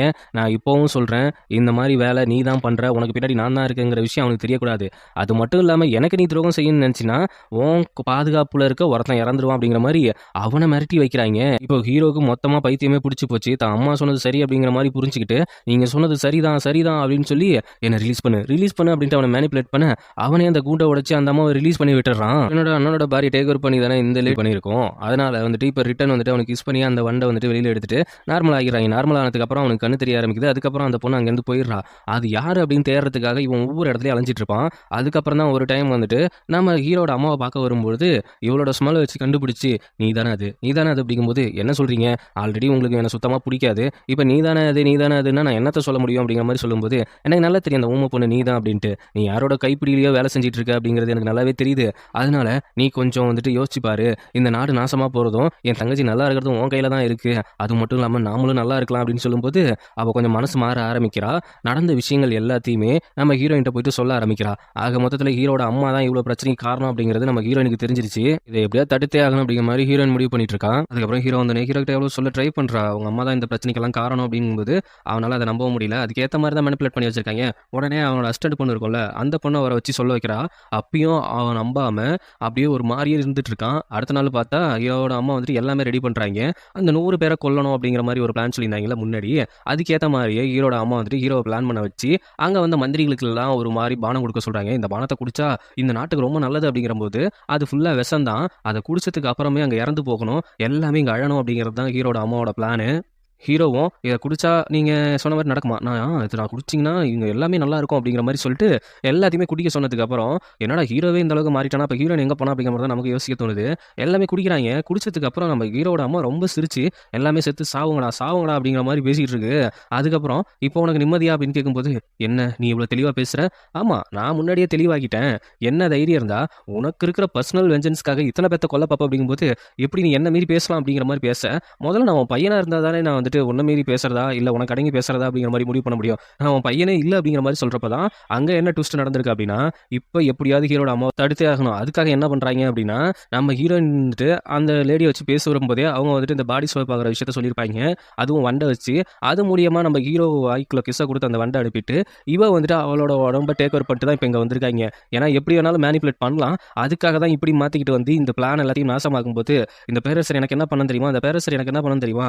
அவன் பண்ணதுனா அவன் ஃபேமிலிய நீ பண்ணணும். அத விட்டுட்டு இருக்கிற ஊர் மக்கள் சாகடிப்பியா? உன்னோட பையன் உன் மேல எந்த அளவுக்கு பாசம் வச்சிருந்தானா? பாசம் வச்சிருந்தானா? அவன் எனக்கு பொறுத்தவரைக்கும் ஒரு கீழ்த்தனமான பொறுப்பு அப்படிங்கும்போது, கீழ்த்தனமான பொறுப்பா? உன் மேல என்னதான் கோவம் இருந்தாலும் மறுபடியும் உன்ன தங்க வச்சான். உன்ன தான் மேனிபுலேட் பண்ற அப்படின்ட்டு கண்டுபிடிச்சாலும் உன்ன கொல்லாம வச்சிருந்தான். அவன் சின்ன வயசுக்காக அவன் உன்ட்ட பாசத்துக்கு ஏங்குனான். நீ கொடுக்கல. அவன விட்டுட்டு போன. இதெல்லாம் நீ பண்ணிட்டு அவன நீ கீழ்த்தனமாவணும்னு சொல்றியா? அப்படின்னு சொல்லும்போது, அந்த அம்மா கதற கதற கதற ஆரம்பிச்சிருது. அதுக்கப்புறம் எல்லா பிரச்சனையும் சால்வ் ஆகும்போது, இதுக்கான ஆதாரம் எங்க இருக்கு அப்படிங்கிறப்ப, நேரா நம்ம ஹீரோட அசிஸ்டன்ட் பொண்ணு வந்து ஒத்துக்கிறா. இப்படி ஒரு துரோகம் பண்ணும் நான் எதிர்பார்க்கவே இல்ல அப்படிங்கும்போது, காதலனா நான் கொன்றுவேன் அப்படிங்கிறப்ப, கொல்லவே தேவையில்லையே. அவன நான் எப்பயோ காப்பாத்திட்டேன் அப்படிங்கிற மாரி அவன கூட்டு வந்து நிக்கிறா. ஆக மொத்தத்துல பிளான் ஃபுல்லா சொதப்பிடுது. நம்ம ஹீரோயின் தான் இதுல வின் பண்றா. அதுக்கப்புறம் பாடி சோப் ஆயிட்டு நம்ம ஹீரோ உடம்புக்குள்ள போனோனே, அவளுக்கு உடம்பு சரியில்லாம போகுது. உடனே இவன் பதற ஆரம்பிச்சிடுறான். என்னாச்சு என்னாச்சு அப்படின்ட்டு. அப்பதான் ஹீரோட அசிஸ்டன்ட் பொண்ணு தனியா வந்துட்டு நம்ம ஹீரோயின்ட்ட போய் பேசுறா. இங்க பாரு நானே எவ்வளவு நாள் உயிரோட இருப்பேன் அப்படிங்கிற மாரி கேட்கும்போது, எனக்கு தெரிஞ்சு இன்னும் ஒரு வாரம் அப்படிங்கிற மாரி அவ சொல்றா. இது முன்னாடியே ஹீரோயினுக்கு தெரியும். என்னன்னா, அந்த வண்ட மாத்துறதுக்கு பல வருஷமா பயிற்சி எடுத்து தான் நம்ப அசிஸ்டன்ட் பொண்ணு இந்த வேலைய பண்ணியிருப்பா. ஆனா, இத ஒரே நாள்ல பண்ணோம் அப்படிங்கும்போது, அது அவளோட இதயத்த பாதி தின்றுமாம். அந்த அளவுக்கு தின்னாலும் பரவால்ல, நான் ஹீரோவ காப்பாத்தியே ஆகணும் அப்படிங்கிற மாரி அவ முடிவு பண்ணியிருப்பா. இந்த விஷயத்த ஹீரோ கிட்ட சொல்லாத அப்படிங்கிற விஷயத்தையும் சொல்லிர்றா, ப்ராமிஸும் பண்ணிர்றா. அவன் வந்துட்டு வெளியில நார்மலா தான் இருக்காங்க. அவங்க கொஞ்சம் வெளியில போணும்னு நெனைக்கிறாங்க. நீங்க கூட்டு போயிட்டு வாங்க அப்படின்னு சொல்லும்போது, வழக்கம் போல 2 பேருமே சந்தோஷமா வெளியில போறாங்க. அங்க நெறைய விஷயங்கள் வாங்குறாங்க, விளையாடுறாங்க. அதுக்கப்புறம் அந்த மரத்துலலாம் தன்னோட ஆசைகள எழுதி கட்டுவாங்கல்ல, அந்த இடத்துல அவளுடைய ஆசைகள எழுதி கட்டும்போது ஹீரோ வந்து பார்க்க வரான். அவன் பார்க்க வரான்ட்டு அத கலைச்சு விட்டுர்றா. அப்படியே கோவில்ல போய் உட்காந்துட்டு, உள்ள வந்து சாமி கும்பிடலாம்ல. எனக்கு நம்பிக்கை கிடையாது. நீ கும்பிட்டு வா அப்படின்ட்டு, அப்படியே சாமி கும்பிட்டு ஹீரோயின் மயக்கம் போட்டு விழுந்துடுறா. அவனுக்கு என்னாச்சு என்னாச்சுங்கும்போது, உன்கிட்ட ஒரு விஷயத்த நான் சொல்ல மறந்துட்டேன். நான் இறக்க போறேன். அது மட்டும் இல்லாம முன்னொரு ஜென்மத்துல வந்துட்டு நீ ரொம்ப கொடுமையா என்ன பண்ணிட்டு இருந்த. அப்போ நீயும் நானும் ஹஸ்பண்டா தான் இருந்தோம். அதுக்கப்புறம் நான் அந்த பரலோகத்துக்கு போயிட்டு, அங்கே இருந்துட்டு மறுபடியும் நான் வரேன். திரும்பி இன்னொரு ஜென்மத்தில உன்ன கொடுமைப்படுத்தணும்னு வந்தேன். உன்ன கொடுமைப்படுத்துனதுக்கு காரணமும் அதான். ஆனா, இந்த ஜென்மத்திலயாவது உன் கூட சேர்ந்து வாழணும்னு நெனச்சேன். ஆனா, அது முடியல. மறுபடியும் ஒரு ஜென்மம் இருந்தா, அதில வந்துட்டு எந்த ஒரு பிரச்சனையுமே இல்லாம நம்ம இருக்கணும் அப்படிங்கிற மாரி, அவ அப்படியே அங்க கேட்டுக்கிட்டு, வேண்டிக்கிட்டு, இன்னொரு விஷயமும் கேட்கிறா. என்னன்னா, இந்த நாட்டு மக்கள நீ கஷ்டப்படுத்தக்கூடாது. அவங்கள நல்லா வாழ வைக்கணும் நான் போனதுக்கு அப்புறம்னு சொல்லிட்டு, அப்படியே மயங்கி விழுந்து இறந்துடுறா. ஒரு 10 வருட காலமும் போகுது. அங்க இருக்கிற நாட்டு மக்களும் நம்ம ஹீரோவ நல்லா புரிஞ்சுக்கிறாங்க. அவைங்களையும் நல்லா வந்துட்டு இவன் கவனிச்சுக்கிறான். இப்படியே போகும்போது, அவ சொல்லியிருப்பாள்ல, நான் மறுஜென்மம் எடுத்து தான் வந்திருப்பேன் அப்படின்ட்டு. அவனும் மறுஜென்மம் எடுக்கணுங்கிறதுக்காக நெறைய மந்திரங்கள்லாம் பண்ணிட்டு, இவன் வந்துட்டு அந்த படகுல போக ஆரம்பிக்கிறான் இறந்து. அப்ப அவளோட நினைவுகள் எல்லாமே அங்க வருது. அதுக்கப்புறம் பார்த்தா, இவன் ஒரு ஜென்மத்தில கண்முழிக்கிறான். கண்முழிக்கிறது மட்டும் இல்லாம, வேலையா போயிட்டு ஹீரோனோட அங்கிள் இருப்பாய்ங்கல்ல, அவிங்கள போட்டு தள்ளுறான். அப்படி ஒருத்தன் இருந்தா தானே அவங்க அப்பா துரோகம் பண்ணவராக மாறணும். இப்ப ஹீரோயின் வந்துட்டு நார்மலான வாழ்க்கைய தான் வாழ்ந்துட்டு இருக்கா. 2வது ஜென்மத்தில ஹீரோவ எந்த இடத்துல மீட் பண்ணாலோ, அந்த இடத்துல ஹீரோயின போயிட்டு இவன் மீட் பண்ணலான்னு போகும்போது, இந்த ஜென்மத்தில ஹீரோயினுக்கு ஹீரோ யாருன்னே தெரியல. ஆனா ஹீரோவுக்கு அவள பத்தின எல்லா நெனப்பும் இருக்கு. தளபதியா தான் இருக்கான். இந்த மாரி ஒவ்வொரு இடத்துலயும் அந்த குதிரை வாங்கி குடுப்பான்ல, அதே மாரி அதே குதிரை இருக்கு. அத வாங்க போகும்போது அவ தூக்கி எறிறா. ஆனா அது அவளுக்கு விழவே இல்ல. இவன் ஒரு சின்ன கல்ல வச்சு சுண்டி விட்டு அத விழ வைக்கிறான். ஹீரோயினுக்கு எல்லா இடத்துலயும் யாரோ ஒருத்தங்க ஹெல்ப் பண்ற மாரியே இருக்கு. அதுக்கப்புறம் நம்ம இளவரசருக்கு பட்டாபிஷேகம் சூட்ட போனா தானே ஹீரோயினோட அப்பாவுக்கு பிரச்சனை வரும் அப்படின்னு சொல்லி, அதுக்கு முன்னாடியே அவனையும் போட்டு தள்ளி அவருக்கும் பிரச்சனை வராம பார்த்துக்கிட்டு, அவரும் அடுத்த பதவிக்காக அதுக்கப்புறம் ஹீரோயினுக்கு வந்துட்டு மாப்பிள பார்த்துட்டு இருக்காங்க. அந்த ஜாதகம்லாம் பார்த்துட்டு இருக்கிறப்ப, திடீர்னு அது வந்துட்டு தீப்பத்தி எரியுது. எனக்கு பின்னாடி யாரோ இருக்கீங்க. ஒழுங்கா வெளியில வரலன்னா நான் தண்ணியில குதிச்சுருவேங்கும்போது, அந்த இடத்துக்கு ஹீரோ வரான். "நீ தான் எனக்கு பின்னாடி இருந்து எனக்கு ஹெல்ப் பண்ற ஏஞ்சலா?" "ஆமா, நான் தான் உன்னோட ஏஞ்சல்" அப்படின்னு சொல்லி 2 பேருமே இன்ட்ரோ ஆயிக்கிறாங்க. அதுக்கப்புறம் அப்போ ஹீரோயின் கேட்கிறா, "என்ன உனக்கு புடிச்சிருக்கா? எதுக்காக அந்த கல்யாண விஷயத்துல தான் எரிச்ச?" அப்படிங்கும்போது, அது வந்துட்டு, "ஏன் மனசார நீ ஓப்பனா சொல்ல மாட்டியா?" "இல்ல, எனக்கு 1 வருஷ காலம் தேவைப்படுது. அதுக்கப்புறம் வேணா இத பத்தி யோசிக்கலாம்" அப்படின்னு சொல்லும்போது, கண்டிப்பா நான் 1 வருஷம் உனக்காக வெயிட் பண்றேன் அப்படிங்கிற மாரி சொல்றாய்ங்க. 1 வருஷம் காலமும் அப்படியே கடந்து போகுது. அப்புறம் பார்த்தா கல்யாணம் நடக்குது. நானே ஷாக் ஆயிட்டேன். என்னடா அது அப்படின்ட்டு. யாருக்கு கல்யாணம் நடக்குதுன்னா, நம்ம ஹீரோயினோட அண்ணனுக்கும், நம்ம ஹீரோட அசிஸ்டன்ட் இருப்பாய்ங்கல்ல, அந்த புள்ளைக்கும் கல்யாணம் நடக்குது. ஆனா, அடுத்த கட்டமா ஹீரோயின் பார்த்தா செவுரு குதிச்சிட்டு இருக்கா. என்ன விஷயம்னா, இங்க இருக்கிற இளவரசர் வந்துட்டு இப்ப ஹீரோயின கல்யாணம் பண்ணிக்கணும்னு ஆசைப்படுறாராம். அதனால கட்டி வைக்கலாம்னு முடிவு பண்ணிட்டாங்களாம். 1 வருஷமா நான் ஒருத்தனுக்காக வெயிட் பண்ணிட்டு இருக்கேங்கிறது தெரியும். அப்புறம் எப்படி இவங்க முடிவு எடுக்கலாம்? நான் தப்பிச்சு ஓட போறேன் அப்படின்ட்டு லெட்டர் எழுதி வச்சுட்டு, அவ அங்கேருந்து குதிரை வண்டி எடுத்துட்டு கிளம்பிடுறா. ஆனா குறுக்க வந்துட்டு நம்ம ஹீரோ வந்து நிற்கிறான். ஹீரோ வந்து நிற்கணும்னு, "எப்பா கரெக்ட் டைமுக்கு வந்துட்டியா? என்ன வேற இளவரசரை கல்யாணம் பண்ணிக்கணும், அதை பண்ணிக்கணும், இதை பண்ணிக்கணும்னு சொல்லிட்டாங்க. எவ்வளோ நாள் எங்கடா போன?" அப்படிங்கும்போது, "ஆமா, இப்ப எனக்கும் ஒரு பொண்ணு பார்த்தாய்ங்க. அந்த பொண்ணும் என்ன புடிக்கல அப்படின்ட்டு செவுரு தேடி வந்துச்சு." அப்படிங்கும்போது, "அப்ப நீ தான் இளவரசரா?" அப்படிங்கிறப்ப, "ஆமா, அதையும் முன்னாடியே சொல்லு. அது எப்படி சர்ப்ரைஸா இருக்குமா?" அப்படின்னு சொல்லிட்டு 2 பேருமே அப்படியே கிஸ் பண்ணிக்கிறாங்க. இந்த ஜென்மத்தில எந்த ஒரு பிரச்சனையுமே இல்லாம, ஒரு ஹாப்பி எண்டிங்கா முடியுது இவங்க 2 பேத்துக்கும். இதோட இந்த ட்ராமா முடியுது. நெறைய சப்ஸ்கிரைபர் வந்துட்டு ஒரு சில ட்ராமா போறீங்க. அத நாங்க செக் பண்ணி பார்க்குறோம். ரொம்ப லென்த் ட்ராமாவா இருக்கு. லாங் ட்ராமா எடுக்கிறத பத்தி பிரச்சனை இல்ல. இந்த மாரி வாய்ஸ் ஓவர் சேனலுக்கு இப்ப காப்பிரைட் பிரச்சனை அதிகமா வருது. அதனால நம்ம சப்ஸ்கிரைபர்ட்ட ஒரு கைண்டா கேட்டுக்கிற விஷயம் என்ன அப்படின்னா, உங்களுக்கு தெரிஞ்ச மினி ட்ராமா எதுவா இருந்தாலும் சஜெஸ்ட் பண்ணுங்க. இப்போதைக்கு சிச்சுவேஷனுக்கு நாங்க எடுத்து பண்றோம். இந்த ப்ராப்ளம்லாம் முடிஞ்சதுக்கு அப்புறம் நீங்க சொன்ன லாங் ட்ராமாவையும் நாங்க எடுத்து பண்றோம். மினி ட்ராமா இருந்தா கண்டிப்பா சக்சஸ் பண்ணுங்க. அத எடுத்து நம்ம பண்ணலாம். லாவண்யா சிஸ்டர், நீங்க பண்ண கமெண்ட்ல ஹீரோயினுக்குள்ள அண்ணியும் அண்ணியும் வந்து போறாய்ங்க மாரி சொல்லியிருந்தீங்க. அது வேணா உண்மதான். ஒரு விசில வச்சு இவ்வளோ விஷயம் பண்றாய்ங்க. அதுவும் நல்லா தான் இருக்கு. கில்லர் ப்ரோ, நீங்க ஏதோ ஒரு விஷயம் கேட்டிருக்கீங்க. அது எனக்கு சரியா புரியல. அது என்னன்ட்டு நெக்ஸ்ட் டைம் நீங்க கமெண்ட் பண்ணுங்களேன். நீங்க ஏதோ ஒரு ஷார்ட்ஸ்க்கு சிரிக்கிற மாரி கமெண்ட் பண்ணியிருந்தீங்க. அதுக்கு மீனிங் என்ன ப்ரோ? என்னோட வீடியோ உங்களுக்கு பிடிச்சிருந்தா லைக் பண்ணுங்க, ஷேர் பண்ணுங்க, சப்ஸ்கிரைப் பண்ணுங்க. நோட்டிஃபிகேஷன் பெல் பட்டன மறக்காம கிளிக் பண்ணுங்க சகோஸ்.